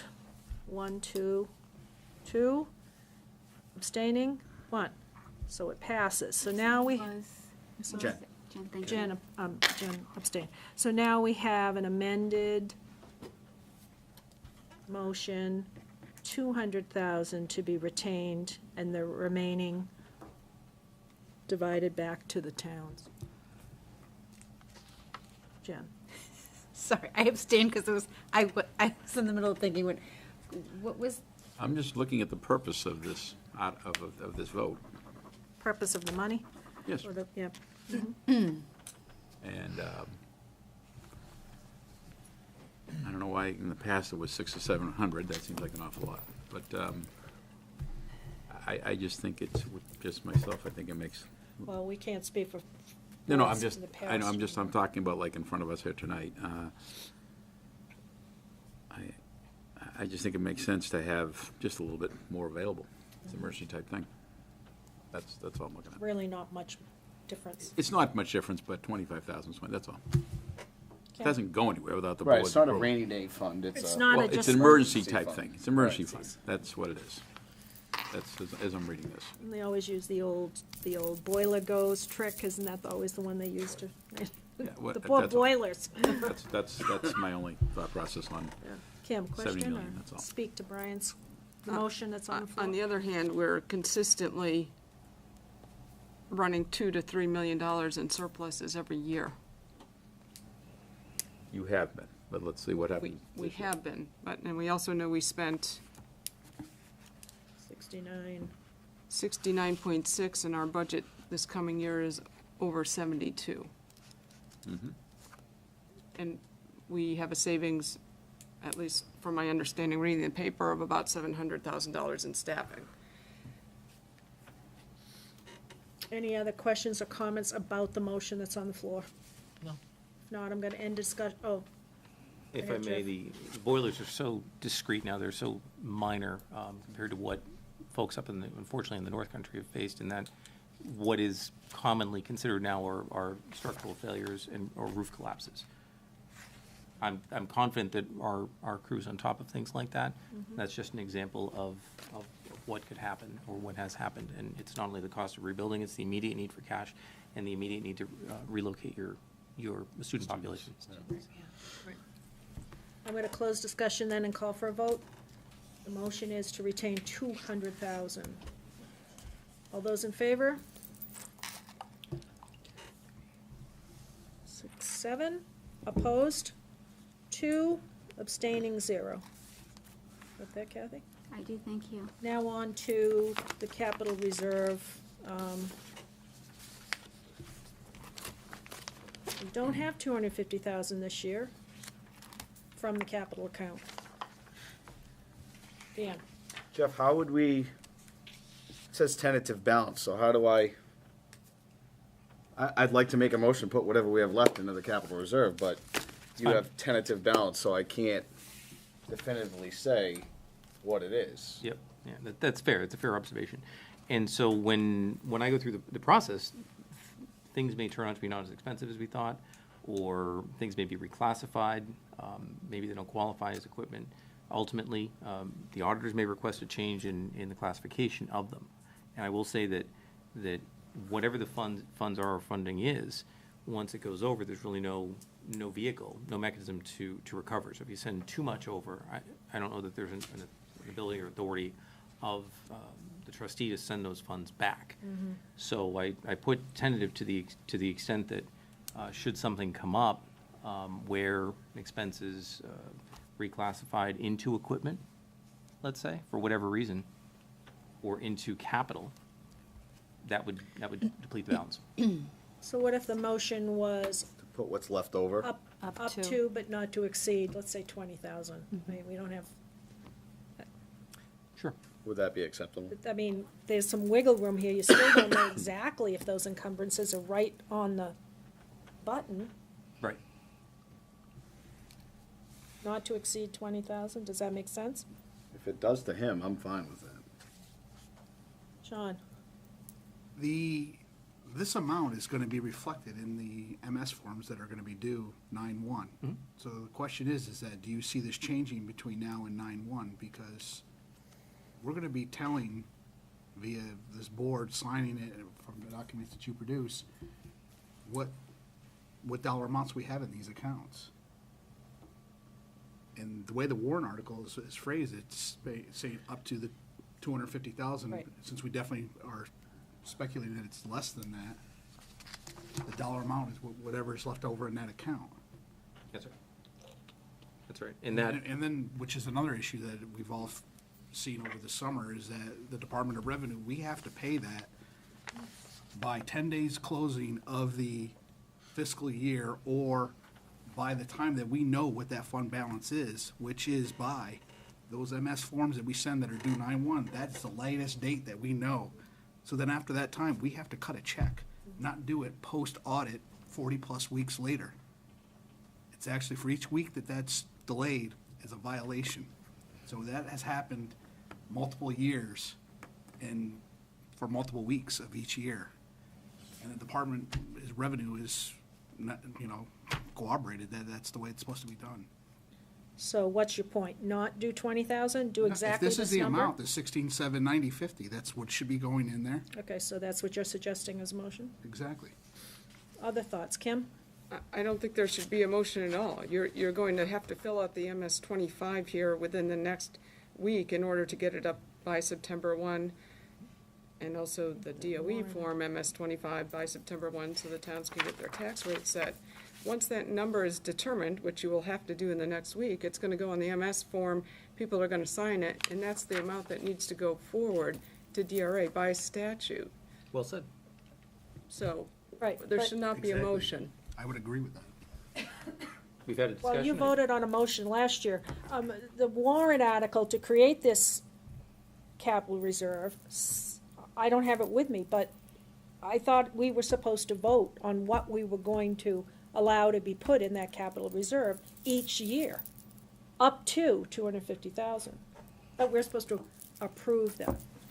So you don't think we need to do that? We're supposed to vote up to 250,000, so, yes, it would be nice to vote the number, but we don't have the number. The number has to go on the form. This is why we should have the number now, so that we can vote the number, because it needs to be transferred to the form. We can't make an up to 20,000 number and then what if it goes over 20,000 on the form, that negates the motion, and who's to say that there isn't another $3,000 or $4,000 adjustment? A piece of capital of equipment, 3,000 or 4,000 is nothing. Yeah, that's correct, yeah. So I'm not in favor of having a motion to that effect. What if the motion were along the lines of where it is on that, where it ends up in the MS-25 is where what we'll send in? Can we have Kathy just get that warrant article and just see if there's any language in there that says at the whatever meeting, the school board makes an acceptance of what they're going to keep from capital? I'm fine with that. We at Yeah, no, least- that's what I was gonna ask you. How does the warrant read? Do we even you know need what, a I can't motion? remember. It's Because been- if the it was voters have written already. so long ago, it was written Well, back in so the voters can 1997. say up to 250, we could have 250, and we could only put 200 in Right, if we we could wanted to as a decide, board. we could decide not to. Yeah, there's been a vote every single year. We've done it, we've voted The every board year could decide to to. put 6 less years in a than row. 250,000 in. I'm fine with what Sean is suggesting, that we do exactly what this number is, and whatever happens, then happens. If we're off by we've got extra money, then we've got extra money, but, not to do a motion at all, I think we're supposed to. Just, Technically, We've you always could say have. up to 250,000 and still be fine. yeah, Right. So I don't, I No, guess, we're not gonna hit that, but then you're, but I think that's not very transparent. We don't have no, 250,000. no, I know, I am just saying. I think the difference this year, as opposed to years past, in years past, we've had an abundance in capital. We've had a large amount of money. We're doing a better job budgeting, I think, in that regard, and this year is a little bit different in that respect. And if you voted in the past for 250, and it turned out that it was or wasn't close, it's a little bit different here. We've had a discussion, the public has been able to apprise themselves of that discussion, the board hopefully has a better understanding as to what the source of the funds are and what has to happen, and if you take a vote or on a motion to simply contribute what is on the MS-25, Yeah, just don't oversimplify this either. It's not going to be greater than 250. Nope. The number probably will be determined for that MS form on probably August 30th, maybe. Yep. You're here on August 30th for a work session, because you need some signatures, right, before you file it the next day. that's right. So, I guess I don't see what hurts to make a motion that we've always done in the past since they started that warrant. I mean, Kelly's been around longer, so. Well, and you clearly know it's gonna be under 77,765. Right. One year, they wanted to make the warrant article 500,000 Well, out of capital. We couldn't. You could do Couldn't that even- up to 75,000, what Dan was saying. I agree. You could do it up to that, up to, whatever the high number is, you don't have to worry about it. I have I a agree with you. question on this sheet. Yes. Article 7. You have an asterisk that says tentative balance for the balance available for capital reserve. Which number are you not sure of above there? Are those numbers or one of them? It could be either. It could be any of them, in the sense that an encumbrance may Doesn't say, I'll read be it. something that I wouldn't be able to support and would reduce, or alternatively, DRA or Department of Ed may not like the classification that I've made of an expense, or perhaps grant funding on an expense that could cause that 77,000 to go up a bit. So it's not cast in stone. Something could come up as I'm filing with the department. We have different grants that we've received, and if they don't like the classification that I've made of them, they can request that I change it. And if I change it Yeah. on the MS or on the DOE, I'm gonna change it in our financials to make sure that we match up as much as possible. So I think that's a risk, and This was the Kim, establishment. I'm gonna be, Well, it wouldn't be fair for me to put out there that this is something that couldn't change. I still have to submit to the DRA, and I Oh. wanna make everyone aware. It's been a good discussion. Right, I understand that. When you put an asterisk, on the tentative, I just wanted to know which numbers above made the tentative. Was it one number or two? I'm not trying to, It could be either. and that's fine. That's all my question was. I didn't know if there was one or the other or both. Or both, yeah, could be both. And one other thing that's a little bit different, I don't know that this board has taken a good hard look at the impact of encumbrances on that capital, truly on that capital balance. Yeah, Kathy went and pulled the original document, which is from the 1995 report, and it was voted to go in effect in '96.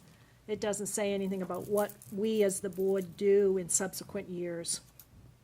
They funded it by warrant to start at 100,000, and then each year you could add to that as you went along, but no stipulation that,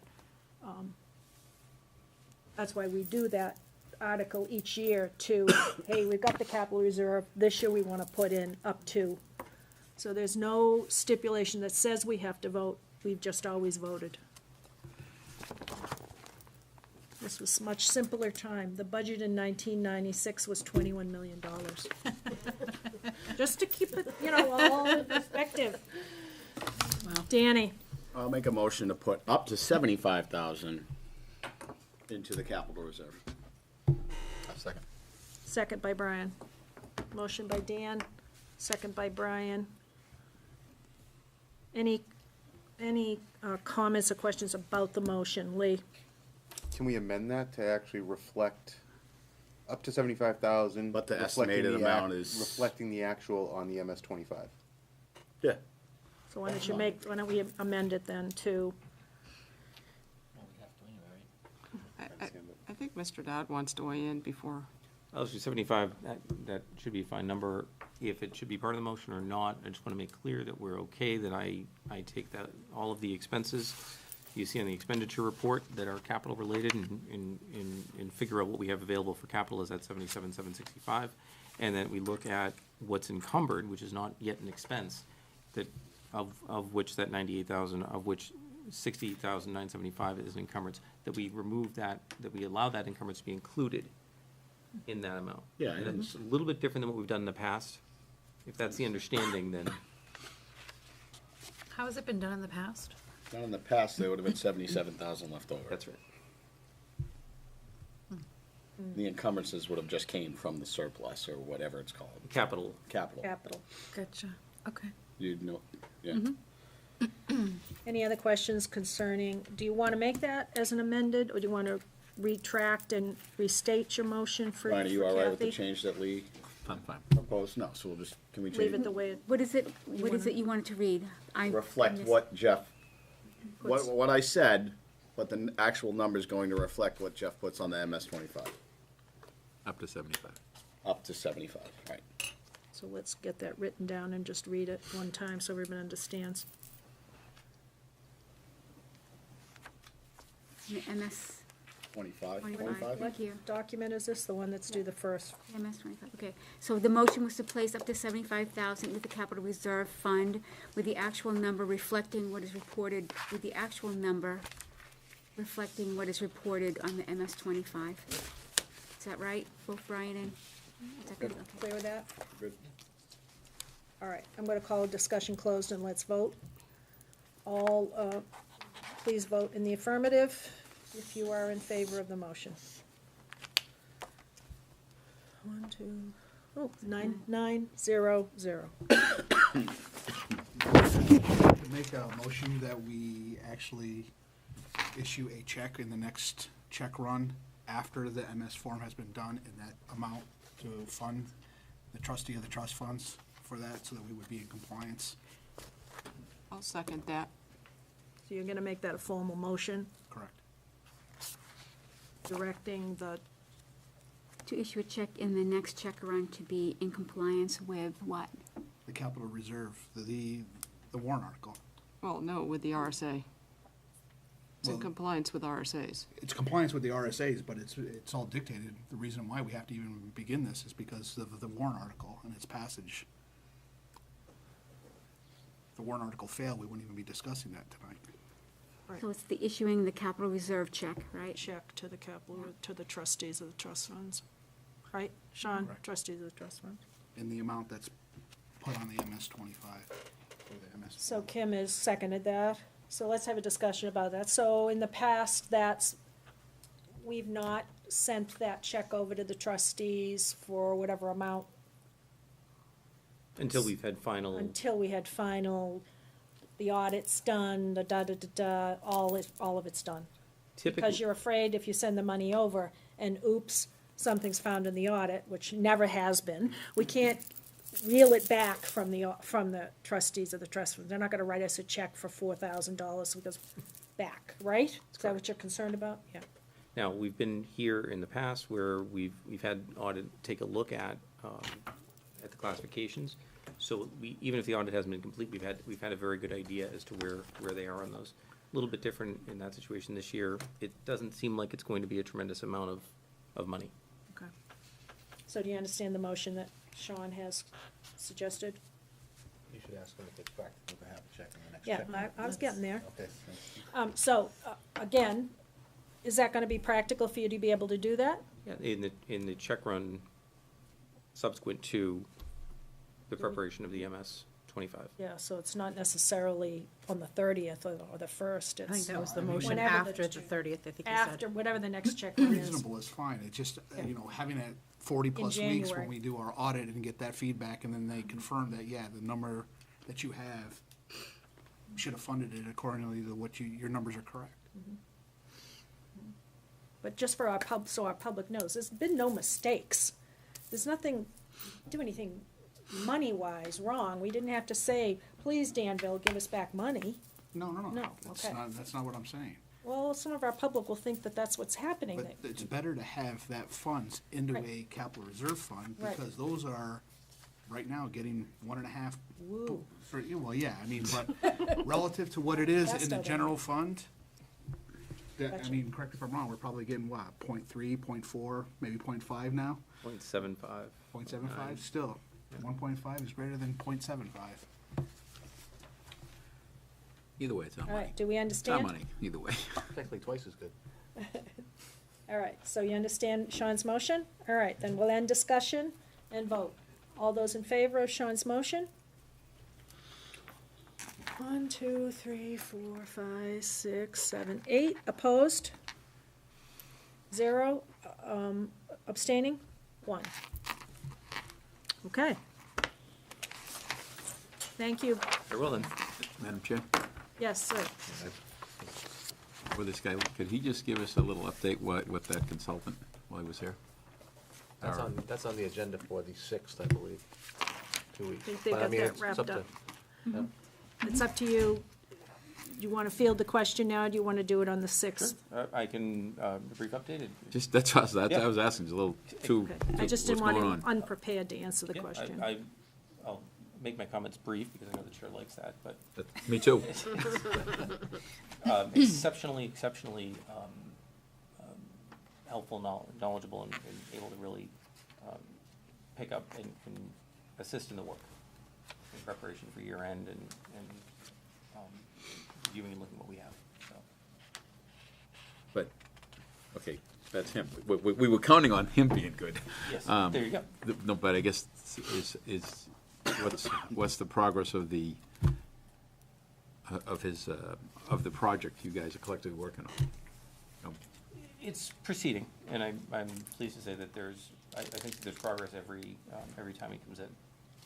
Seeing and looking and observing, and that's helpful, I think, in whatever recommendations you may have to offer us. So what do you see as an end in sight, if you will? Yeah, Trying when to- do you think you're that's what gonna I'm be trying to- ready? Yeah. When do you see as the end point? I would probably say within the month, 'Cause we were hoping we'd have something by the 6th. yeah. I can see what he has to say, so. And while we're on it, a treasurer's report or a statement of how the treasurer is doing. I had promised we'd have that. I don't know who came up there, but she's great. She's absolutely great. She's That's, been helpful. we're thankful she's great. We just want a report on, if the report says all is well, that would be very Oh, helpful. from her, okay. Yeah. I can have her submit that. I think she's, I Yes, think if she'll she be would pleased to. submit something like that, or whatever the situation is, status, please. Yep, that I can. I had promised, and I thought we'd have it tonight, and we don't, so. Yeah, we're looking more than, he's trying to give the Bill Belichick briefing, say, Right. good, it's on to next week. No, we're trying to get to, we're trying to. We're on to September. Cincinnati. Leave us alone. On to Cincinnati, yeah. With that, are we going to get, like, part of the recommendations from the auditor was to get, monthly financial reports to this board? Are they gonna start to flow out to us along with the treasurer's report after she reconciles her books? Is that gonna be start of a process? I think that we had included them, right, in the last several months prior to the end of the year, on the expenditures and the revenues. I know that we have not seen anything, I have not seen anything that has anything from prior to the prior school year closing. So we have June, July, August. coming up on August being done. And then the treasurer's report, we got an update now that things are looking good, but we don't have anything of I can have that. financial papers Okay, in front of so us. if we could have some of that, that would help us. I mean, we can't direct your work, we have to ask Superintendent Metzler to please direct you to provide those documents to us, please. Very well. Thank you. Okay, yes, Kim, something Is this else the point before that Jeff we're goes? gonna, I know we have the engagement letter from the auditor in here. Yeah, I was gonna talk about that under committee reports, but you wanna talk about it now? I think it would make sense since we have Mr. Dowd here. Sure. So this is the engagement letter from the auditor, correct? And, when I go over to page 6 and review this and review the audit for the SAU and also Hampstead, it's concerning to me because this is really an open-ended amount here. And I don't know why this was included in ours. Are you saying, I have not seen this until today, so I know you signed it, Mrs. Sherman, so why do we have this statement about additional fees and new fee estimates in ours and not in the others? not new what others? The SAU or Hampstead's? Why was this why did you have this included in ours? I didn't have it included in ours. I didn't know it wasn't not included in the Hampstead, or I didn't sign the Hampstead or the SAU one. No, But you it wasn't signed this- included in those two. You signed this one. Correct. Why is it included? It's part of the engagement, as Mr. Dowd and Dr. Metzler negotiated or worked through this with the auditor. It's not appropriate to be discussing any Hampstead or SAU business at this board meeting. Hey, I don't know why It's not business, it's looking at the contracts here between the different entities that are all managed by SAU. But I didn't Still not sign, appropriate. I didn't You're see the responsible for SAU Timberlane, ones not or the Hampstead Hampstead SAU. ones. They're always Okay, different. The, They're different. let's leave them out. Why does why is this contract open-ended and setting us up if we have a situation like happened last year, when we have to have the auditors come in multiple times for this district to be paying additional fees because of an SAU issue? where does it say that you're gonna have to pay more if there's an SAU issue? An Isn't SAU the issue. management Timberlane of issue. the Timberlane funds an Timberlane. SAU issue? Isn't the Isn't management? the management of the Timberlane funds an SAU function? I would think it is, yeah. The service provided by the SAU. Okay, so a service provided, a function of the SAU. Okay, is it not a service provided by the SAU? And if Timberlane drives up the costs, we provide the service, it may cost more. That's why you have an engagement letter that has those conditions in it. And has those dates on it. So if the SAU, No, it's not the SAU. no, If if the SAU Timberlane, personnel no, it doesn't have cause to be. our, You're making it the SAU personnel, it's not the SAU personnel. Who is it? If Is it services are Timberlane driven personnel? by Timberlane that Timberlane's require books. additional work from our auditor, then you get charged for that service, and we pay it. It's not if the SAU, it's if Okay, so that- Timberlane drives up the cost of the audit, and they have to spend more money to do the audit, Be we here have on to time. pay that. That's okay, how it works. what Timberlane person is going to drive the cost of the audit up? Take a it's the pick, books. you know a few. Well, it's the Timberlane books. It's 3 sets of books, correct? Right, I'm reading this while they're working on Timberlane's books. Books. Not the SAU books, not the Hampstead books. So if while they're working on the Timberlane books, that's what I'm, not an employee, but the actual. Numbers. But I believe that Tim's point is, the SAU, that's one of their functions, is in their overall management function, in terms of superintendent, and part of superintendent staff is your CFO controller, so even though 77%, whatever the math is, of his work is Timberlane's, he is still an SAU employee.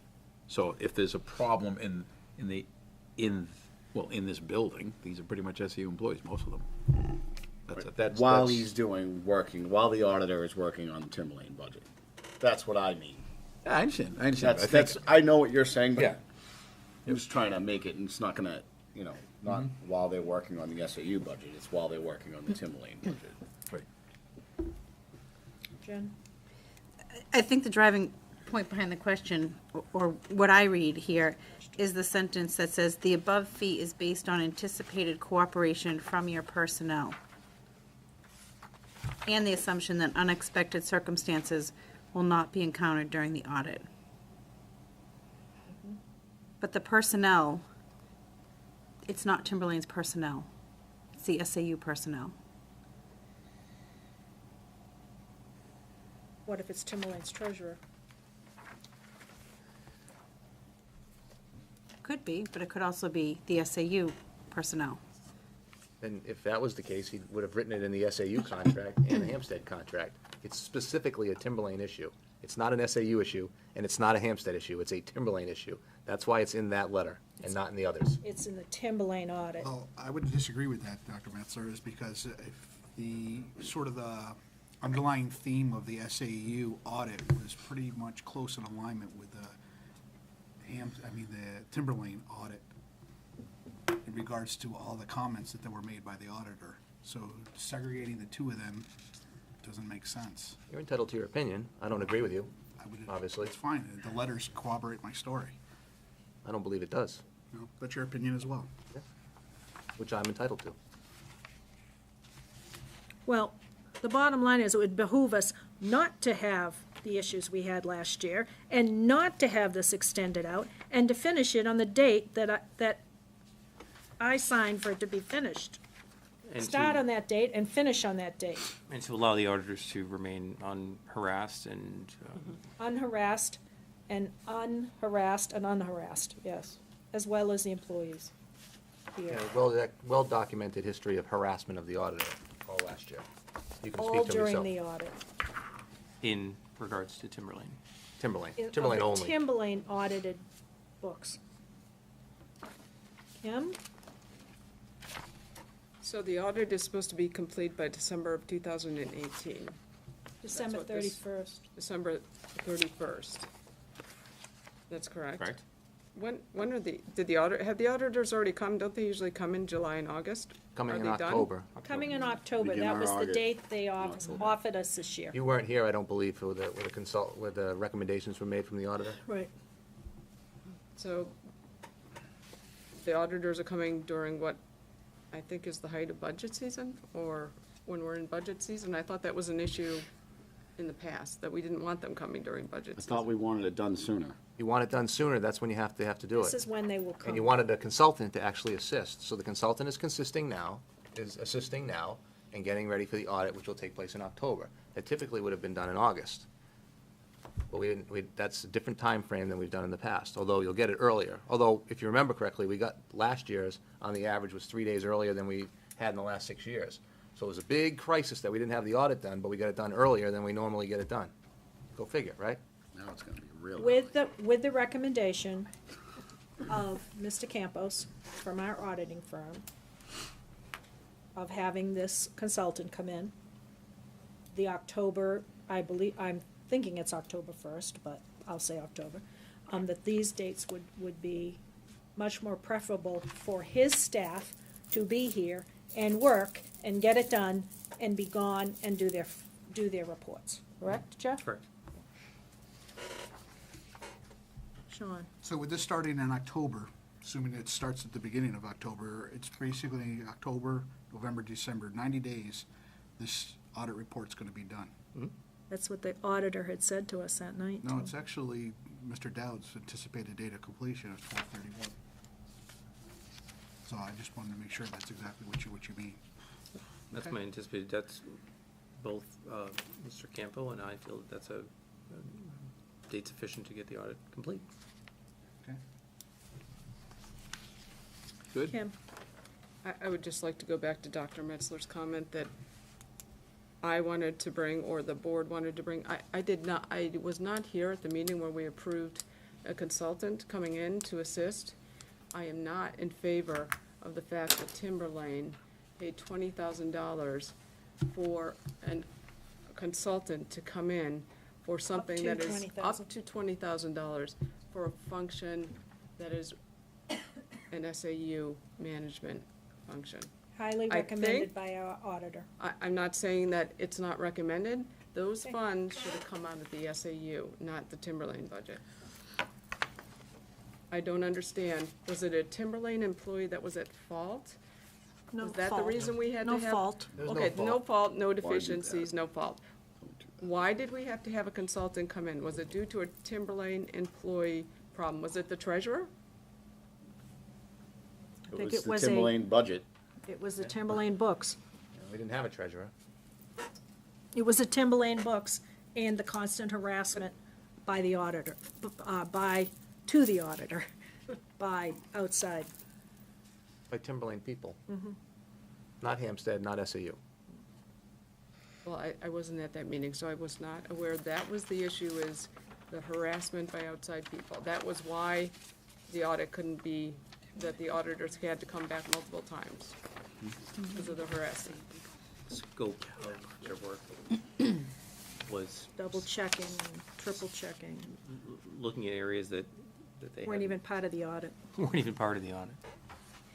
I'm not really sure that it's water under the bridge right now. I'd like it to be, And it's, We've that may engaged have this contributed towards auditor. it, but I don't think that's the sole reason, and it's. we've engaged this auditor, we've whether got a it's- date. And whether it's 20 to Timberlane, or if it was 20 out of the SAU, we'd still be paying 77% of the 20, so it's an up to, so. Thank you.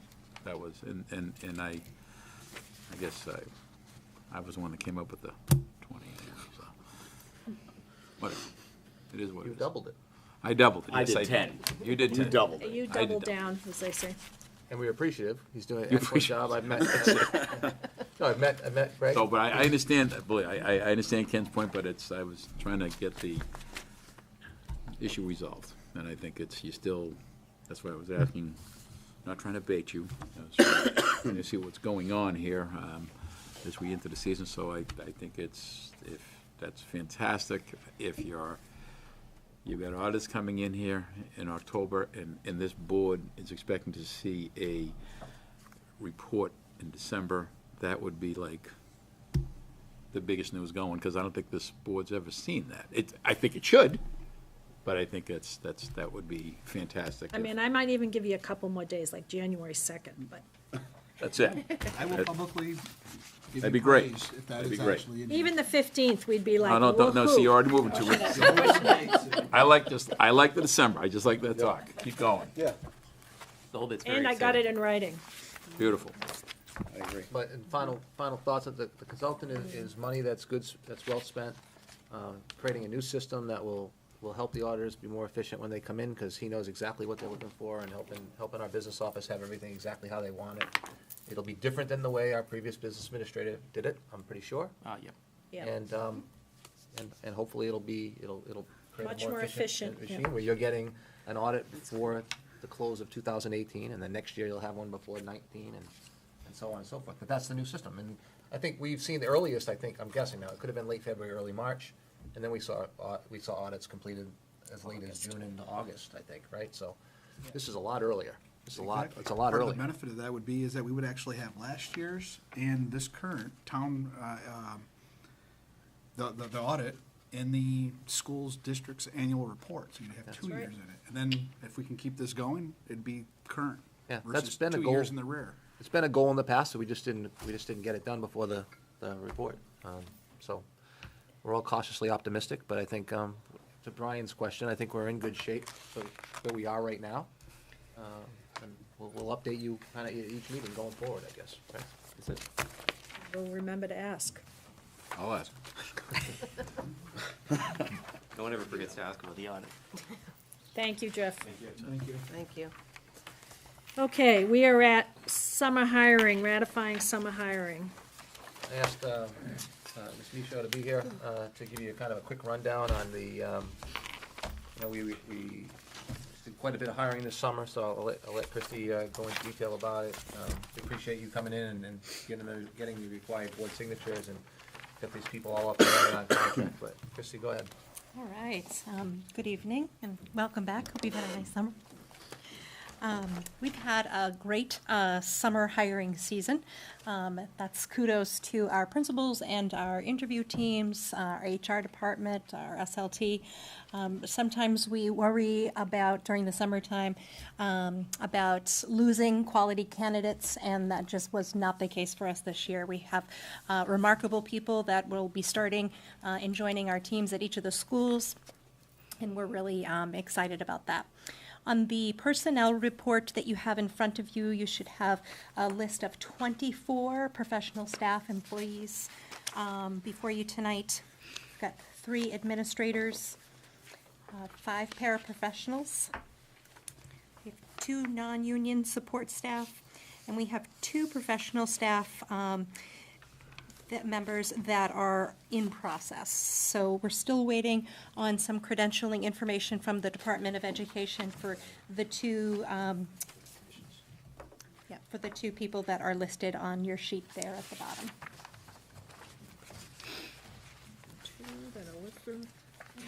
I think as part of this, Sure it you're may be seeing a the good same thing time I am here. to Yep. talk about where we may be over by a student or so. Yeah, I can or- talk about the enrollment as well. We do have our enrollment numbers from Power School, most updated this morning by Mr. Henderson. At Atkinson Academy, we are looking at a full-day kindergarten with 21 students. And I'm looking at 2 first-grade classrooms at Danville School. Each of those first-grade classrooms, one actually has 21 students and the other has 22. So with those 3 examples, we are just a bit above class size, maximum class size based on school board policy. So I would be looking this evening for you to waive school board policy for class size at Atkinson Academy. Again, the full-day kindergarten is at 21 students, and at Danville School, we have a first grade at 21 students and a first grade at 20 students. I'd actually make that motion. For all of it across, all 3 things, All 3 Sean? classes. Can I second for discussion? So Sean, and then Jen has seconded it, and now open discussion. Go ahead, Jen. Do we know how many students applied for full-day K in Atkinson? We'd have to go into non-public for me yeah, I to was just gonna to say, and I don't explain to have you that why in that's at front of me. 21. Okay. Do you want to hold that thought? We do this, and then if you want that question answered, we'll go into non-public. Dan? Are we waiving policy like, I don't know, another kid applies? No, we would come back. Well, I need to know. I mean, it's not really said in the, It's for these. in the motion. It's this For this number. specific, the 2, it's for the class at Atkinson and 3 the class at examples. Danville. Just to go Well, up. he's saying just One. these specific That's what I'm numbers. saying. Yeah, it's not for everything, it's just for That's this. what I mean. So if another one, you get another one in full day K or another one in first grade at Danville, you need to come back to us. We would bring that back to That's what update. I Well, need to on the make 6th sure. of September, we'll have new numbers because some people are just realizing school starts pretty soon Right. and they register. Yes. I understand. I just wanted to make Well, sure they've that left that's. and they haven't told us that. No offense to anybody that just moved here, please. Jen? Something And else? with the numbers going over, do we have, if they need paras to assist with those larger classes, is that available to them?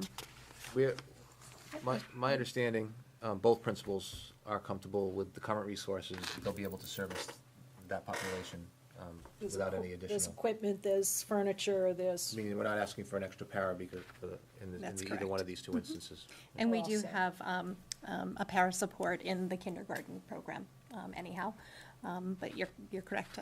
Mrs. Barcelos had mentioned the same about the 2 first grade classes, that she's comfortable with that. She's fine with that. Yes. What are the state maximums in those 2 States? grades? The state maximums in those grades? The state numbers are greater than the Why- Timberlane much numbers. I know they higher. are, but I. Yeah. I believe the first grade's at 23. That's the state number. I can look that up for you. I don't even, it's a couple after I. Yeah, with a few under each, Yeah. you know, Yes. maybe 3 or 4 and Okay. and some, as the grades move and a up. lot under some of the, like, high school numbers, yeah. Okay, any other questions about this waiver of this policy? If not, I'll call for a vote. All in favor? Were we, Both. Sean's motion was for all 3 classrooms. I am still curious about that 20, that Atkinson number. that 21 is not an accurate number, or? Well, no, I'm just wondering how many students we had apply for full-time K. Okay. The if you reason, wanna come my, back- yeah, we- my answer would have to be in non-public primarily because it's identifiable information as I So- have to tell you how that took place. So let's vote this motion. If you don't feel comfortable, Jen, then, do what you need to do, but, all right, all in favor of waiving the policies for the two Danville classrooms and the Atkinson room? 1, 2, 3, 4, 5, 6, 7. Opposed? 2. Abstaining, 0. Thank you. Did you want a motion to go into non-public You wanna to wrap- get that I question? think we can go through the rest of this first. I'm sorry. We can go through the rest of these first. Okay, I'm just checking. Thank you. If we could also get a motion on the personnel report. Motion on the personnel report. Danny? Motion to ratify the summer hiring. Just a second. Sarah, I'll give it to Sarah this time. Questions or comments about the, what's on the floor? Yes, Kim? In April, there were 62 staff pink slipped. The board directed that the superintendent re-engage, so that there were only about 14 reductions in staff. Where do we stand right now?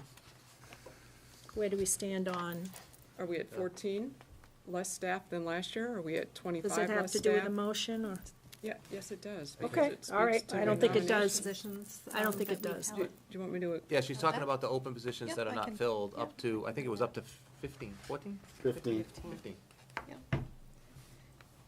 Give her a chance to look it up.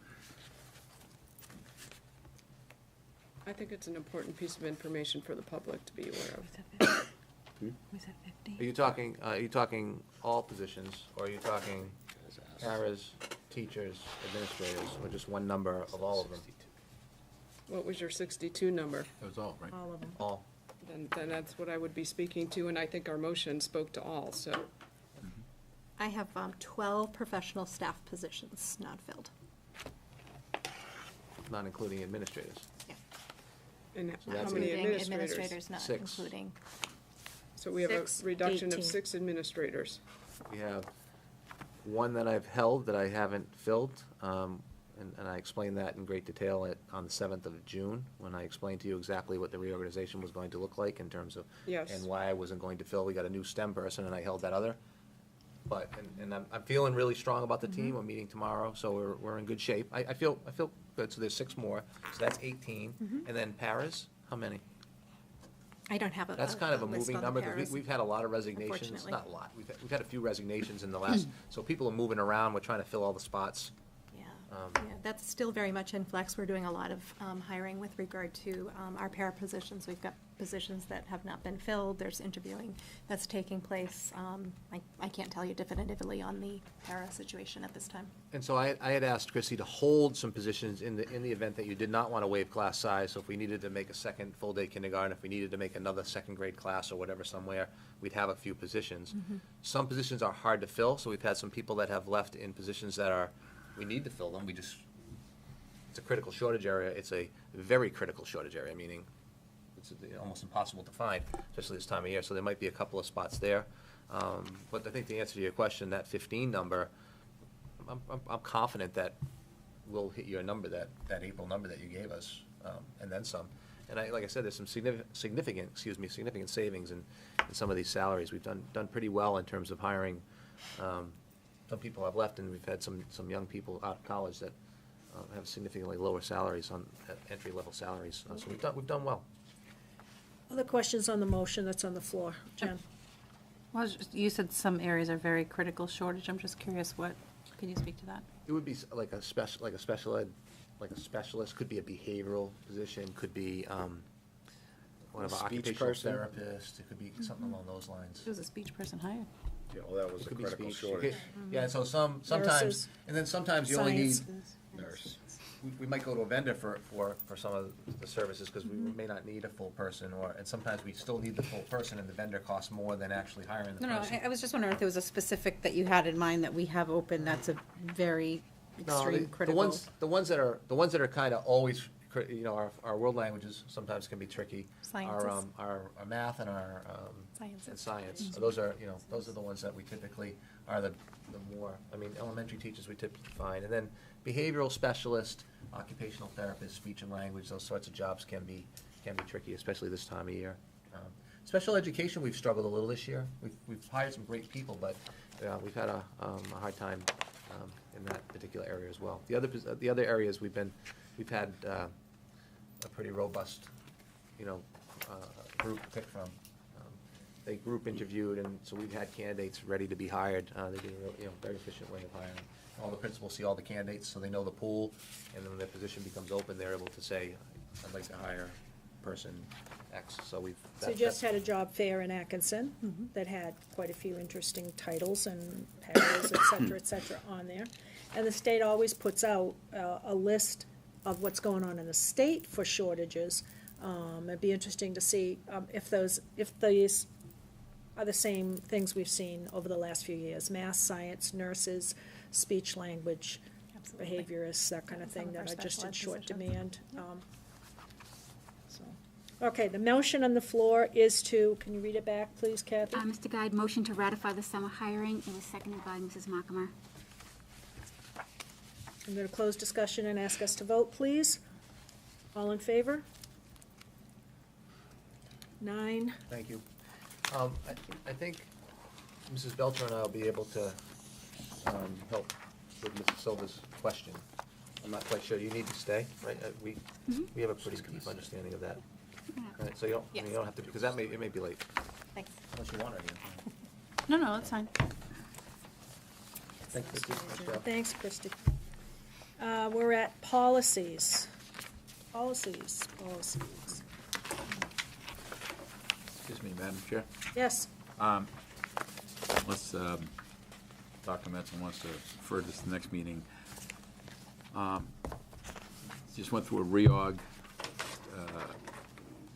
staff, and there was some new titles. You know, because a lot of people, the assistants, associate, in terms of directors, and You want to do that in non-public as well? No, that's on the the September 6th agenda. Oh, that's on the 6th. okay, I was just trying to understand. Okay, that's fine. I just wondered what the difference is. That's all.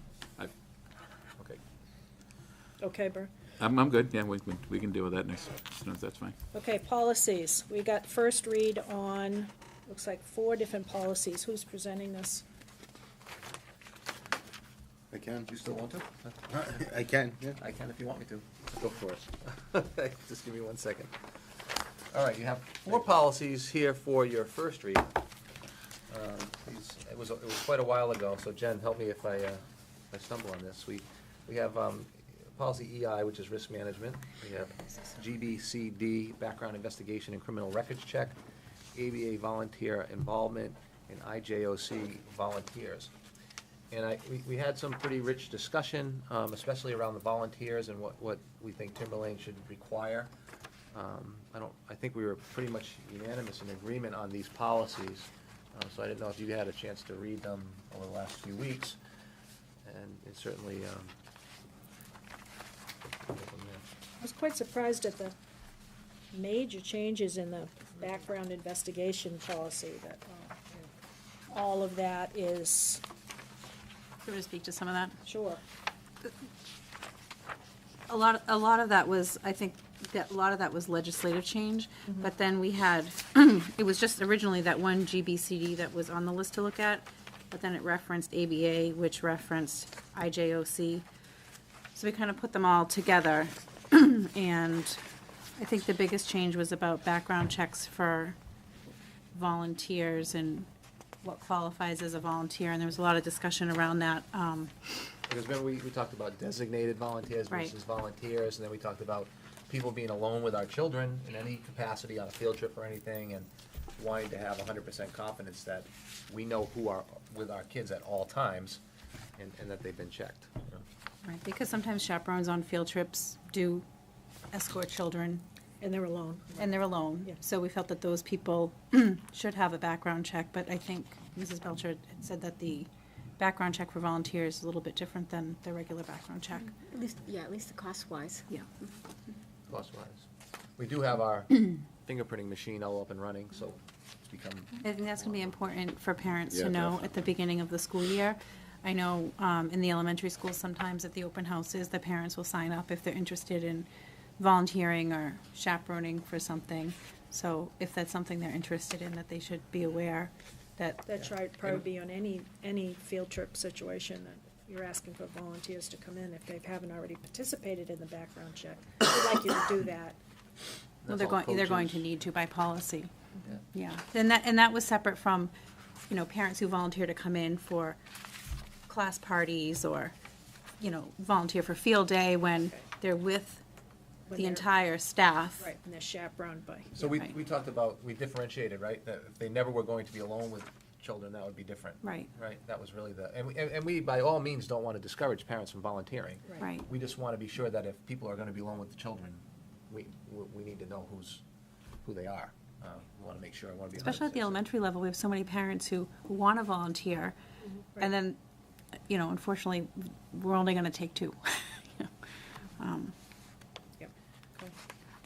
So to clarify, so to serve as a chaperone on a school trip, that's like any kind of a field trip, not just, it's like when they go to Boston for the day, or they have to have the background check for any kind of a field trip to volunteer? Yeah, Because okay, I there's just the wanted to. likelihood you may yeah. escort children Okay. to the snack line or somewhere, and you'd be alone with students. Okay, We no, that's typically good. break them up, and you're responsible for a small. Right, right, okay.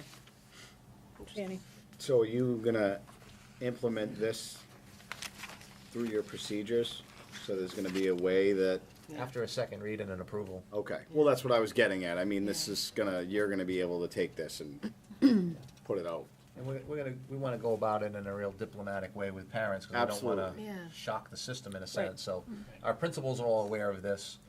We had a lengthy discussion with the principals, I did, because they were worried about this turning off volunteers. And then we had the same discussion at SLT, but I think we've come to a place where, at least in the policy committee, we were comfortable with, and now it's lies with you.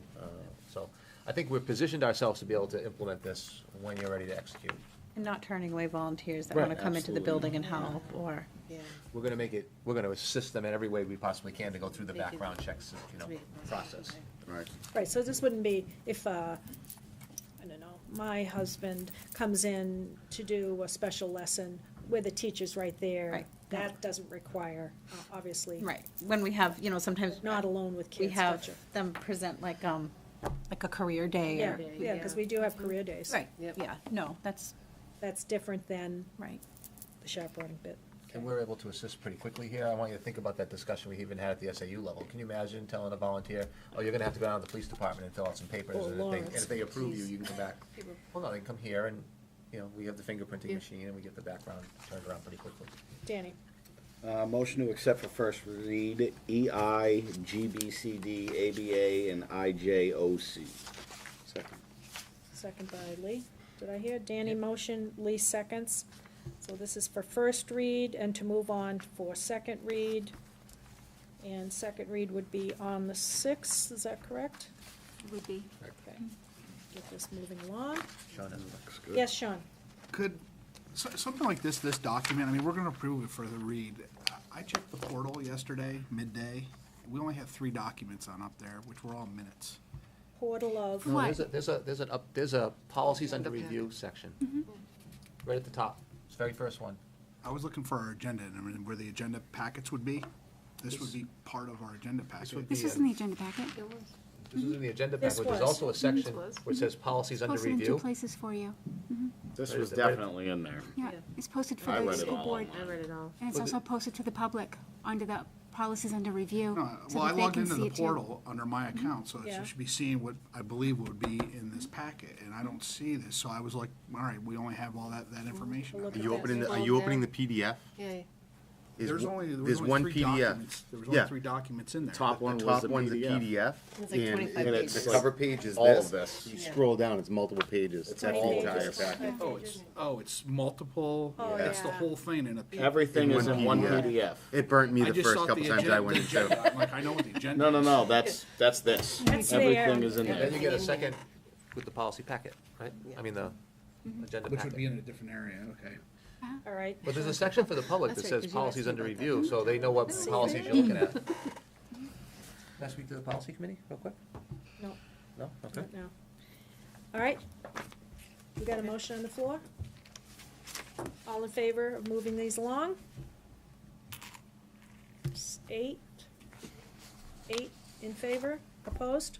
I'm not gonna oppose, I'm gonna abstain from it. I haven't had a chance to read it all. 0, 1. Okay? I would actually like to bring up something relative to policy.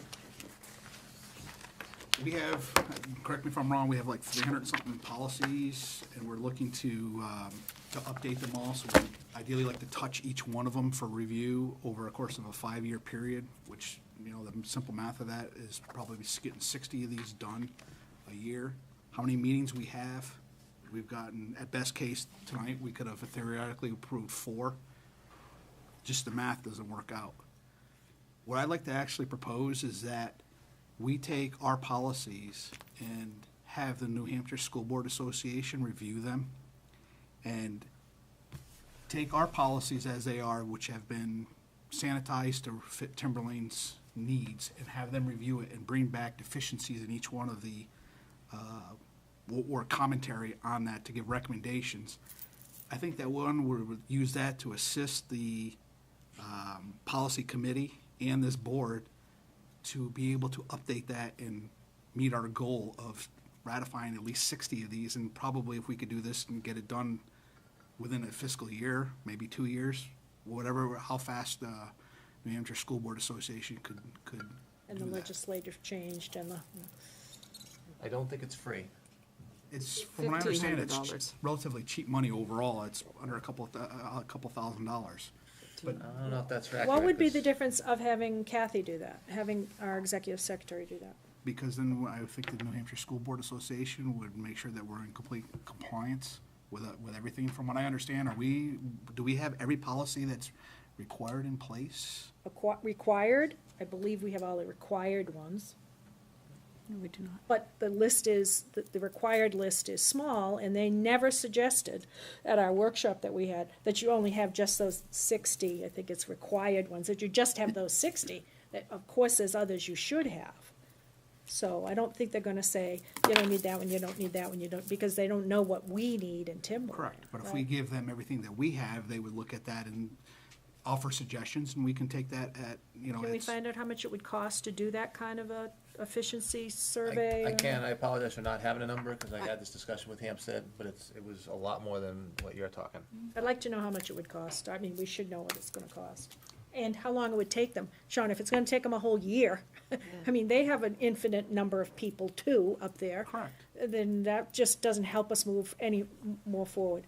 I gotta tell you, when I joined this board, the chairman of the board at that time, and was also the chairman of the policy committee, and he said a number, how many we had to do on a monthly basis. And I thought that number was an incredibly high number. There's no possible way. We have never been able to, in the 7 years I've been a member, and Kelly, been able to catch up because there's always new legislation that makes us have to go back. So some of that's a factor. It's not our control. And then, I don't think we met enough. I agree with you. Should be meeting I think it should meet twice a month. I thought that's what we were gonna do, and then we didn't. Well, in the past, we met during the day, and we had lengthy, last year was an anomaly, and if Brian hadn't stepped in, we wouldn't have gotten any policies done. It was a personnel issue, like, in terms of leadership in the policy committee. And when Brian stepped in, we got some done. But I think if you went back and looked over the years, I think you're gonna see a good chunk of policy. When Mike Muscola was there, when Peter was there, I mean, there was, and we had days where we spent 4 hours and ripped through a whole bunch, so. Or 4 hours and only got one done. I mean, talked that about, happens. you know, looking at, well, I talked about looking at some time during the actual workday instead of an hour before the board meeting, or, you know, on nights when people aren't available. So, I mean, that's just things to consider. So could we consider letting them find out what it would cost, what their time factor would be, how that is different from what Kathy could do for us?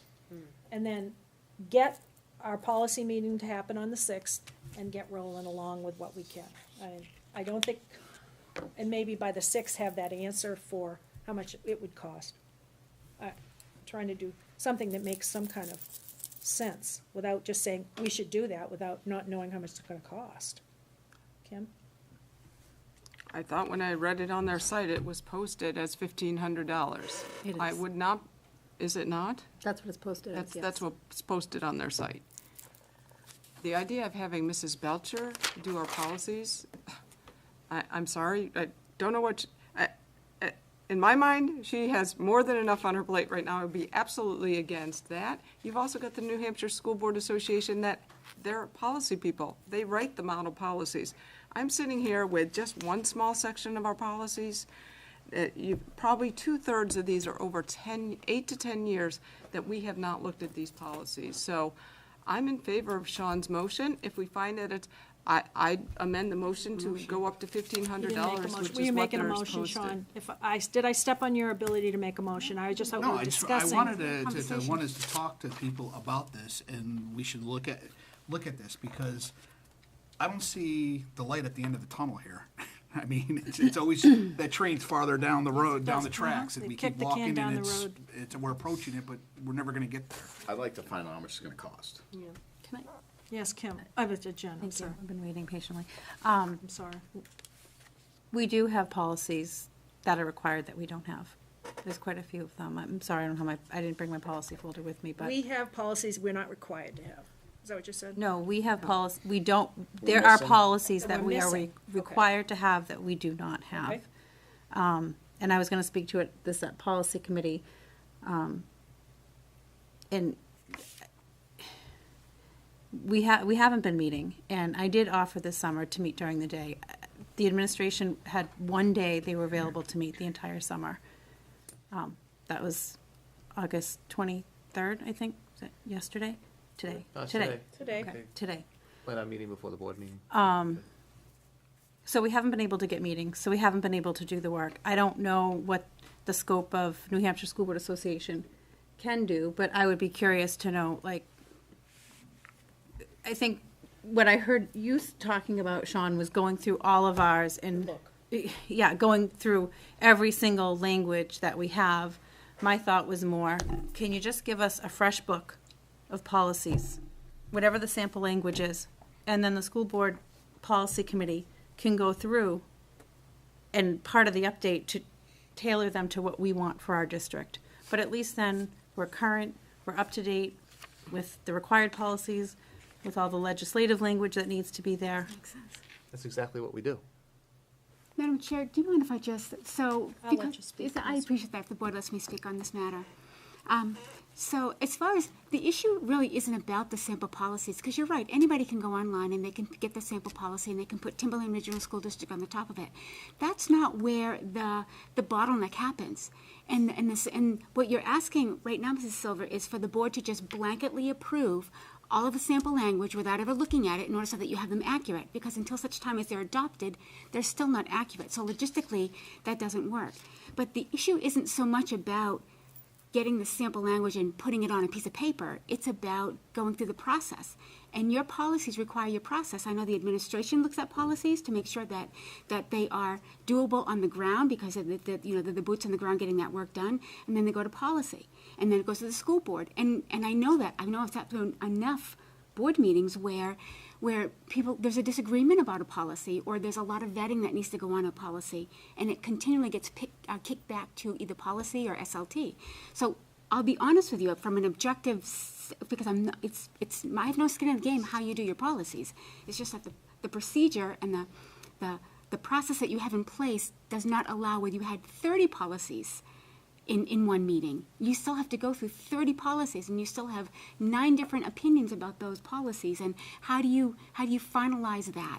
So that's really where and I thank you for allowing me the opportunity to speak about that. But it isn't as simple as just asking them to draft new policies for you. That's all. But And we're slightly behind, and I'm just gonna say it because it's the way it was. Our policy committee was hijacked last year with somebody who cherry-picked the ones that she wanted to look at, and we got behind quite a great, and Brian stepped in, and we were able to start to get some things done. We have things that are 2 So we're years about old. 250 policies behind. Oh, we have quite a few in the queue, not ones that just arbitrarily somebody goes, I wanna look at this one, and picks one out of the, there was a system in place that was completely distorted at for the good part of a year. Now, granted, we didn't meet a lot, and when we fell behind in the past, we did what we said. We had marathon meetings, like where we went from 8 to 12 on a Friday morning or something. So why didn't we meet this summer? People are taking vacations, people are available, they're trying to get schools ready. You know, So- we never met for policy during the summer. We met during the school year, from September to June. But have we ever been 250 policies behind? I can tell you, when I took this job, 400 policies behind, this is not a knock on anybody. When I took this job, there was so many policies and procedures and practices that didn't line up, it was ridiculous. 400 To the point where I used to ask the board, could you please stop asking me to do things that that the policies tell me not to do, or a procedure tells me not to do, or in a handbook it's telling me not to do? Because it was one of three things. So we've done a really good job lining up the policies, the procedures, and the practices. Now, some need to be brought up to date. You know, I brought back a list of about 20 of them from a law conference 2 years ago, which thrown out the window. No, we're looking at my policies, right? And you were all actually even cautioned to not look outside the New Hampshire School Board Association for recommendations. You have road groups out there that are trying to infiltrate policy, and they actually even sent you an email telling you not to ignore those outside groups. That, you know, so you're onto the right group. The New Hampshire School Board Association is a group. That's exactly what you just said is exactly what we do. We take their language, we look at our language, we go through the policies. And We have a couple dozen policies that are required that we don't have, or we have them under a different letter, and, you know, it's not supposed to be this letter, it's supposed to be another letter. Yeah, So, we're not unique in that. That's the same in every district across the state. Everyone has the same goal to get their policies, practices, and procedures all up to date. But we're not unique, and we're certainly not last. We're not first, but we're certainly not last. And so, you know, the policy police that comes out, and, you know, there's a process that we go through. We don't just arbitrarily go, oh, we need a new policy, let's just stick one in there. We go through that same procedure. I think then the question would be, New Hampshire School Board Association does have on their site advertised that they can do a policy review for $1,500. So I'd be curious, what does that policy review encompass, and could that help us? Sean was asking. Probably that basic 60-bit, that's probably it. I don't know. I just know when I looked at Hampstead has a similar policy manual, very similar to Timberlane in terms of size. It was a lot more than that, Now, what's the number? I don't know. Could we just direct someone to contact? Yeah, we can look into it. Them and ask them, what does that include? But if they send the policies, which we already have, we have their sample language. No, I understand. What I'm saying is, what does that policy review consist of, I guess is what Right. they're asking. Yeah. Yes. Does it mean go through what we already have? It's doing the same thing that we do, only they don't get to vote on it. Right. That's all it is. Right. Okay. Well, Brian, go ahead. Oh, I'm sorry. I'm looking down here at future meetings, September 26th, do you have representatives of the New Hampshire School Board That's- Association? Yeah, we were having a training session that day. Ask them then. And we had we could just, I don't know if those are the two people or the one person that comes and does training for us. We certainly could ask that night. But, Because I'm hearing a lot of things here that I get the concept, that get some feedback from them, but, and having sat here for 18 months, I agree with Kim's point of the last thing we want to do is increase your workload by another 15, 20 hours a week. That I don't see that as a foreseeable, that as a legit option. But, and I honestly don't know. I find it's hard to believe, for example, that they could redo all these things for $1,500 myself, but I'd like to hear from them. But obviously, someone can reach out to them, but someone's going to be here also within a month from now. So, Well, I think it makes sense to reach out to them before the next policy meeting, which would be September 6th, Yeah, I'd and like our next to- board meeting. I agree with Kim. Let's reach out to them before the 6th, so that we have something that we can talk about at policy. And I'm gonna step in to policy to help you out, get us going here, get us back on track. So, see what they have to say. And we'll make a, policy committee will make a report back to you on the 6th of what we found out. Is that all right? Yes? Okay with everybody? How's that working out? Because Lee, I know you were part of that. Are you still on policy? I'm on, but I can't co-chair. So I said I would jump in and help them keep going until he's ready to take the chairmanship Is this in there back over backwards? again. Yeah. You have an updated list in your packet, so. Oh, I think that's on the agenda somewhere, isn't it? Yes, it's next. Oh, okay, we're already there. Coming up. Lee approached me, said he couldn't do the chairmanship right then. I said, well, I'll help you out until you're ready to come back, but I'm not letting you go.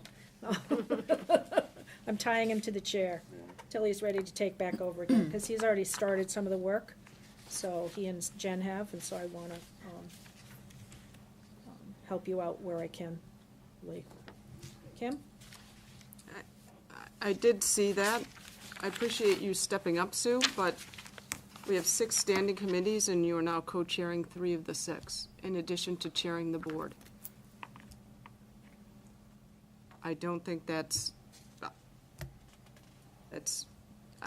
I think you're taking on a lot. I'd be more than willing to co-chair a committee.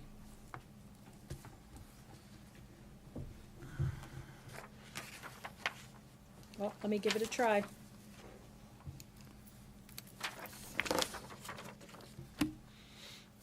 You don't have any for wellness, that's a good point. Dr. Metzler was showing me wellness, can't have a meeting for wellness because we don't have enough people on wellness.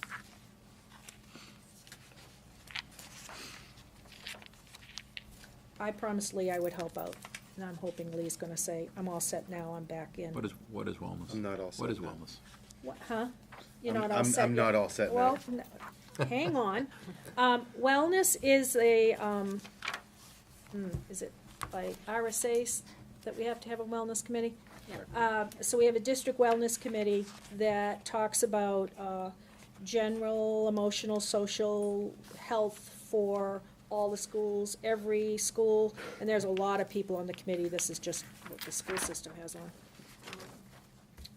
Talking about what's going on to each school to have a healthy attitude, healthy child. We talk about drug forms there. We've talked about fitness programs, jump rope for heart. Bullying could end up in there. Yep. We talked about, we've had a wellness fair, a district wellness fair for the last umpty years. They're the planners of that. Actually, it's Kathy Deotis and a few others. It's not the whole committee, but. And we meet at 4 o'clock. We have been meeting at 4 o'clock because it's so many community members. It's the health officer for the town of Plastow. It's the YMCA director. It's some people that I didn't feel comfortable asking them to come at 7 o'clock at night. So it meets first Thursday of the month at 4, I believe. But we haven't met because we didn't have another person. Kim? One, I could not meet at that time. Okay. 2, I would not feel comfortable co-chairing that committee. It's not my area of expertise. I've not sat on that committee. I have experience in CIP, I've sat on the curriculum committee, and I've sat on the policy committee, both here and in my own college. Brian, would you be willing to do? Wellness? Come so we at least can have a meeting? I'd be happy to. Thank you. As long as I know the people that on the committee would appreciate Not a that. problem. That, and 4 o'clock works okay for you? We 4 meet at the o'clock. library at the high school. Library at the high school. Super. Thank you. Personnel? Personnel. Personnel report, I have one nomination, a professional nomination. It's Lauren LeBlanc. We were able to find the Timberlane Regional Middle School special education teacher. So that's the only nomination I have for you this evening. Motion to accept said nomination. Second. Dan and Kelly. Questions? We ready to vote? Sorry, what are we voting on? We have one nomination tonight that has come in since we did summer hiring. Looks like it was quite recent.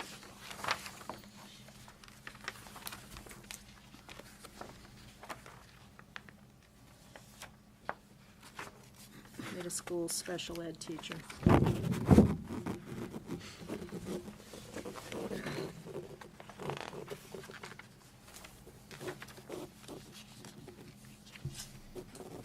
Any other questions? If not, I'll call for a vote. All in favor? 900. Thank you. Thank you, and congratulations, Lauren. Now, where are we? Let's see. You have anything? You're all set? Yep. Okay. Committee reports. CIP is meeting the 5th of September. Getting organized again, seeing where we're at. We did some work on Jeff and I did some work on the existing spreadsheet at the first meeting that we had, where it was just to see where we were at.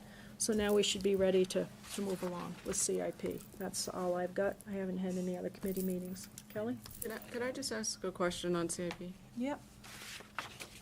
I have the CIP packet that we put together. I'm just a little concerned on the timeline here.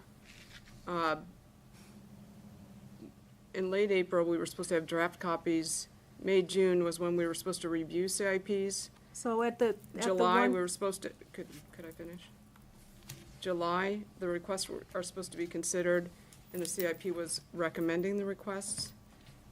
August, September, these are supposed to be presented to the school board and budget committee. So my concern is that the CIP, I think it met one time, I don't think we've met since. No, I told you we had a meeting where we just juggled the numbers and realized that we were not going to be able to complete our timetable this particular year. We'd have to rethink how we did it, and that's where we left it, that we would reconsider the timetable this particular new year with the money that we have, understanding what we've got going forward, so. So we're still looking to move these items into the budget? Or move them into where we'd move them to. I'm sorry. Where we'd move some of those projects that were in the 18-19 year that we can't possibly fund because we don't have any money. Okay, are we doing this in conjunction with the strategic plan? We were waiting for that to be done. There was some discussion about that night. Sean was there. I'd asked Sarah McAmer to come because I wasn't sure if we'd have enough people, school board people there. It was a pretty loose meeting and just looking where we were at the columns. So we're off that timetable quite badly. We're aware of that. We're way behind. That doesn't mean we're not gonna do a CIP. It means we're way behind. Okay. We have full membership? We didn't have everybody in place. We're still waiting for a representative from Sandown. We have one now, right? We do now, a citizen from Sandown. So we're waiting for somebody from Atkinson. My belief was that was taken care of, but I need to confirm that. Brian, if you're in town hall and How was that happened? it Selectmen did is, that. yeah, all right, I don't wanna send out a thank you for volunteering note if we in fact don't have somebody yet, so. That's kind of bad business. I know we got Atkinson, I know we got Sandown, and I know we have Plastow, so I think the 5th, we're gonna hit the ground running and see where the heck we're at. We're way behind. Okay.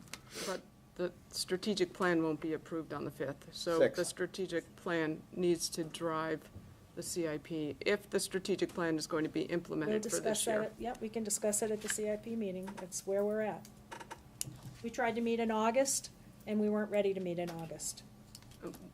The CIP I didn't get a committee. notice. The CIP committee tried to meet in August. We had an August date, and we were not able to meet in August. Was that because of the committee members? Because I think It Sean hadn't and I been were. noticed, it hadn't been noticed. You pointed it out to me. That we hadn't noticed the meeting properly. We were all set, we all had it in our calendars, and you pointed out we hadn't noticed it, so. Now it's been noticed, it's the 5th. And again, I'm willing to step up and co-chair that committee. Moving on. Lee, anything? Nothing. Committee reports, committee report. We're gonna have, I think curriculum meetings coming up, right? Yep. Danny, strategic plan, It'll facilities? be presented. Facilities, I'm putting together a schedule. Okay, for meetings, et cetera. Because you guys meet quarterly, right? You Right. meet on a different schedule. Yep. What about energy? Is that quarterly too, and safety is quarterly? Safety follows with. Energy and safety, we meet them usually on the same days. Can I comment I on mean, policy? safety and. I'm not co-chair of those two committees, so I don't know. Jen? I just want to comment on policy. So we have 4 board members on CIP. I know Dr. Farah offered to jump in on policy as well. Can we have 4? I mean, we're pretty far behind. The only reason you can have as many as 4, not 5. We have 4 because the way we wrote the committee document for CIP was that there was 1 school board member from each of the communities on CIP. 1. Okay. So we can't have 5, we can only have 4 by our documentation. Well, then you'd have quorum too, right? Right, and then we'd have a quorum. Then we'd be having a school board meeting during the CIP meetings. So, yeah, if there are more people, more of you want to participate in policy, come along. I don't know if it'll, You should have people just email you and you can take it under yeah, advisement. yeah, let me know. If you want to participate, let me know. I'll add you on the list. If that schedule will, you can come to those meetings. I'm sure Lee and Jen would like all the help they can get. So Danny, you're all set for facilities and strategic plan. Jen, you got a meeting when? The 6th, right? For policy? And whenever Dr. Metzler rescheduled it for. That's the 6th, I think. The So the 6th. 6th. We'll have that agenda out, probably next week, maybe. Brian, anything else happening with the Georgie Fund thing? Is that good to go? No. We're in great shape with that. Yeah. Yeah. That's good. That's really good. I noticed they're gonna rename the Bridge. the bridge between Atkins after Yeah, for Dimmy. Dimmy. Excited about that. Principal Woodworth and Barry Chulgen are very much involved in that Good. ceremony. That's awesome. Sean, anything going? We haven't been called back to have a meeting with the Sandown Selectmen again. They had that organization, they asked us to come. Sean and I went one night. Met with John Goldman, and I don't know if he wants to do that again. Steve Brown and Oh, Mr. Brown and Scott, right? Scott Baroki Yeah. from Danville, as well as myself. Kim, anything? Okay, any reports anyone wants to give? Kim? I attended the Timberlane Players production of Godspell. Were you in it? I wasn't, but I am in the okay. players. It was a great job. They only had 2 weeks, full production of Godspell, and they had student live band. It was very Wow, impressive. cool. Anything else? What about Sarah? I stopped in band camp today, and they have it. They have one more day tomorrow, still to pull everything together, and they're outside running the drill. They got through their first song, I think, at that point, the first drill, and it's always. I mean, even as an alumni, it still blows my mind what they're able to pull together in a week. But yeah, the kids are all out there with crazy hats and sunscreen, and the TMA is right there handing out popsicles and whatnot and making sure everybody's got what they need. It's just a great week. Can't wait for Friday Night Lights. It's gonna be fun. I went to the 6th, 7th grade band camp, which is a tad step down from the high school band, but it's amazing in a week what he gets those kids to do. It's just amazing. Yep. The That's a kids great want to be program. there, and that makes a big difference, and they just play their hearts out, and then they put on a concert for the parents and grandparents. It was really, really nice, so they had a good week, too, so. Yep. Anything else from the school board? All right, where are we? Correspondence folder, we've been getting electronic things. Yes, Kim? I think we missed a committee report. Don't we have an Articles of Agreement committee? Nope, No. no. Oh, I thought we did. I thought Lack we of formed people to one. join. Anybody? If you're interested in joining, let me know, and I'll tell Danny. We tried. Sure. Email me, and I'll scoot that along to Danny.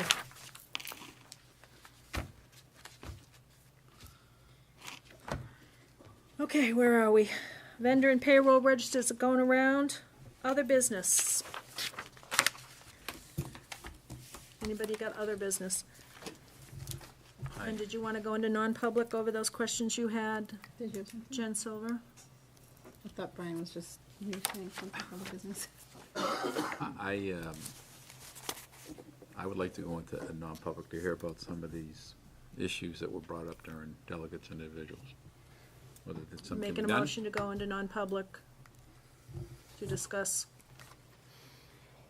the issues that the delegate brought up. Debbie, I just want to hear what's going on here, then So, what need a can be done second. and what can't be done, you know? Second, someone second? Second. Jen? Poll the board, Mrs. And this is under what statute are you, Which one are you going under? you're going to talk about This must school board? be- You don't- member, it's not a non-public. That's my concern, that it's, Then you're violating yeah. the statute. No, it must be It some, would be personnel or students. I'm happy to do this publicly. oh, you know more about it, but, I would you're say telling me it that would you can't go into be- non-public to talk about people's Elected reputation? official. No, We're this is elected not- officials. This is not my reputation. oh, We would be going in under. I think it is. Well, let's start the discussion publicly. I'm Yeah. happy to have that I'm not discussion. participating, so. no. Oh, you don't can need talk to to yourself. participate. You don't need to participate. Unless you can find one on the list. If not, let's have a public discussion. Well, I don't want to go into non-public without the other party that you want to speak to having a chance to defend themselves, right? And I would recommend that the board not have a public discussion about this. That's my recommendation, do what you want. I thought there were a few. Well, first of all, Maybe I'm not first of understanding all, what it the seems to me discussion's there was a, about, because I thought there were a few things. yeah, I was just gonna say, it seems to me that, my limited knowledge of what's going on here, that, yes, that I don't think involves it, an employee at all. So this 91A is only for employees. Or Right, so it says. I would say anybody that's Confidential, not commercial, elected yeah. Yeah, it's for private citizens. Well, Which would be students. confidential, It would be students. well, I'm looking at this, I would look at is- C. well, I'm looking at this, 2J. Be confidential? Okay, you wanna talk about something considered 2J. confidential? J, No, that has to do That's with with business bidding. and corporate law. I would recommend not going Hair. into an illegal non-public, but again, that's my recommendation. Well, I'd be happy to begin this public discussion then. It's up to you, the chair, you don't have to entertain that. I'm really, really not comfortable having this discussion in public because it's either gonna be talking about an employee or it could be about, children or staff members, and we shouldn't be doing that. So then we should enter non-public C. under C, Under C. right? Yeah. Brian, I would make your motion to enter under C. Okay, I would recommend not going into non-public, an illegal non-public when it has to do with the behavior of a school board member that's an elected official. So there's a motion on the floor, and you're seconding that, Jen? Or not seconding Brian's motion to go into C? 2C. I'll second. You're gonna second it? Hold the board, Mrs. Mr. Boyle? Yes. Mr. Doobie? Yes. Dr. Farah? Yes. Mr. Guide? No. Mrs. Markham? No. Mr. O'Neill? Yes. Mrs. Sherman? No. Mrs. Silva? Yes. Mr. Ward? No. 5-4. Okay, Dean, if you could close things down. And we're not coming back out, correct? Do we have to come out to go back in under the thing that I wanted to talk about? We don't have to have it filmed. Right. I think we're done. We can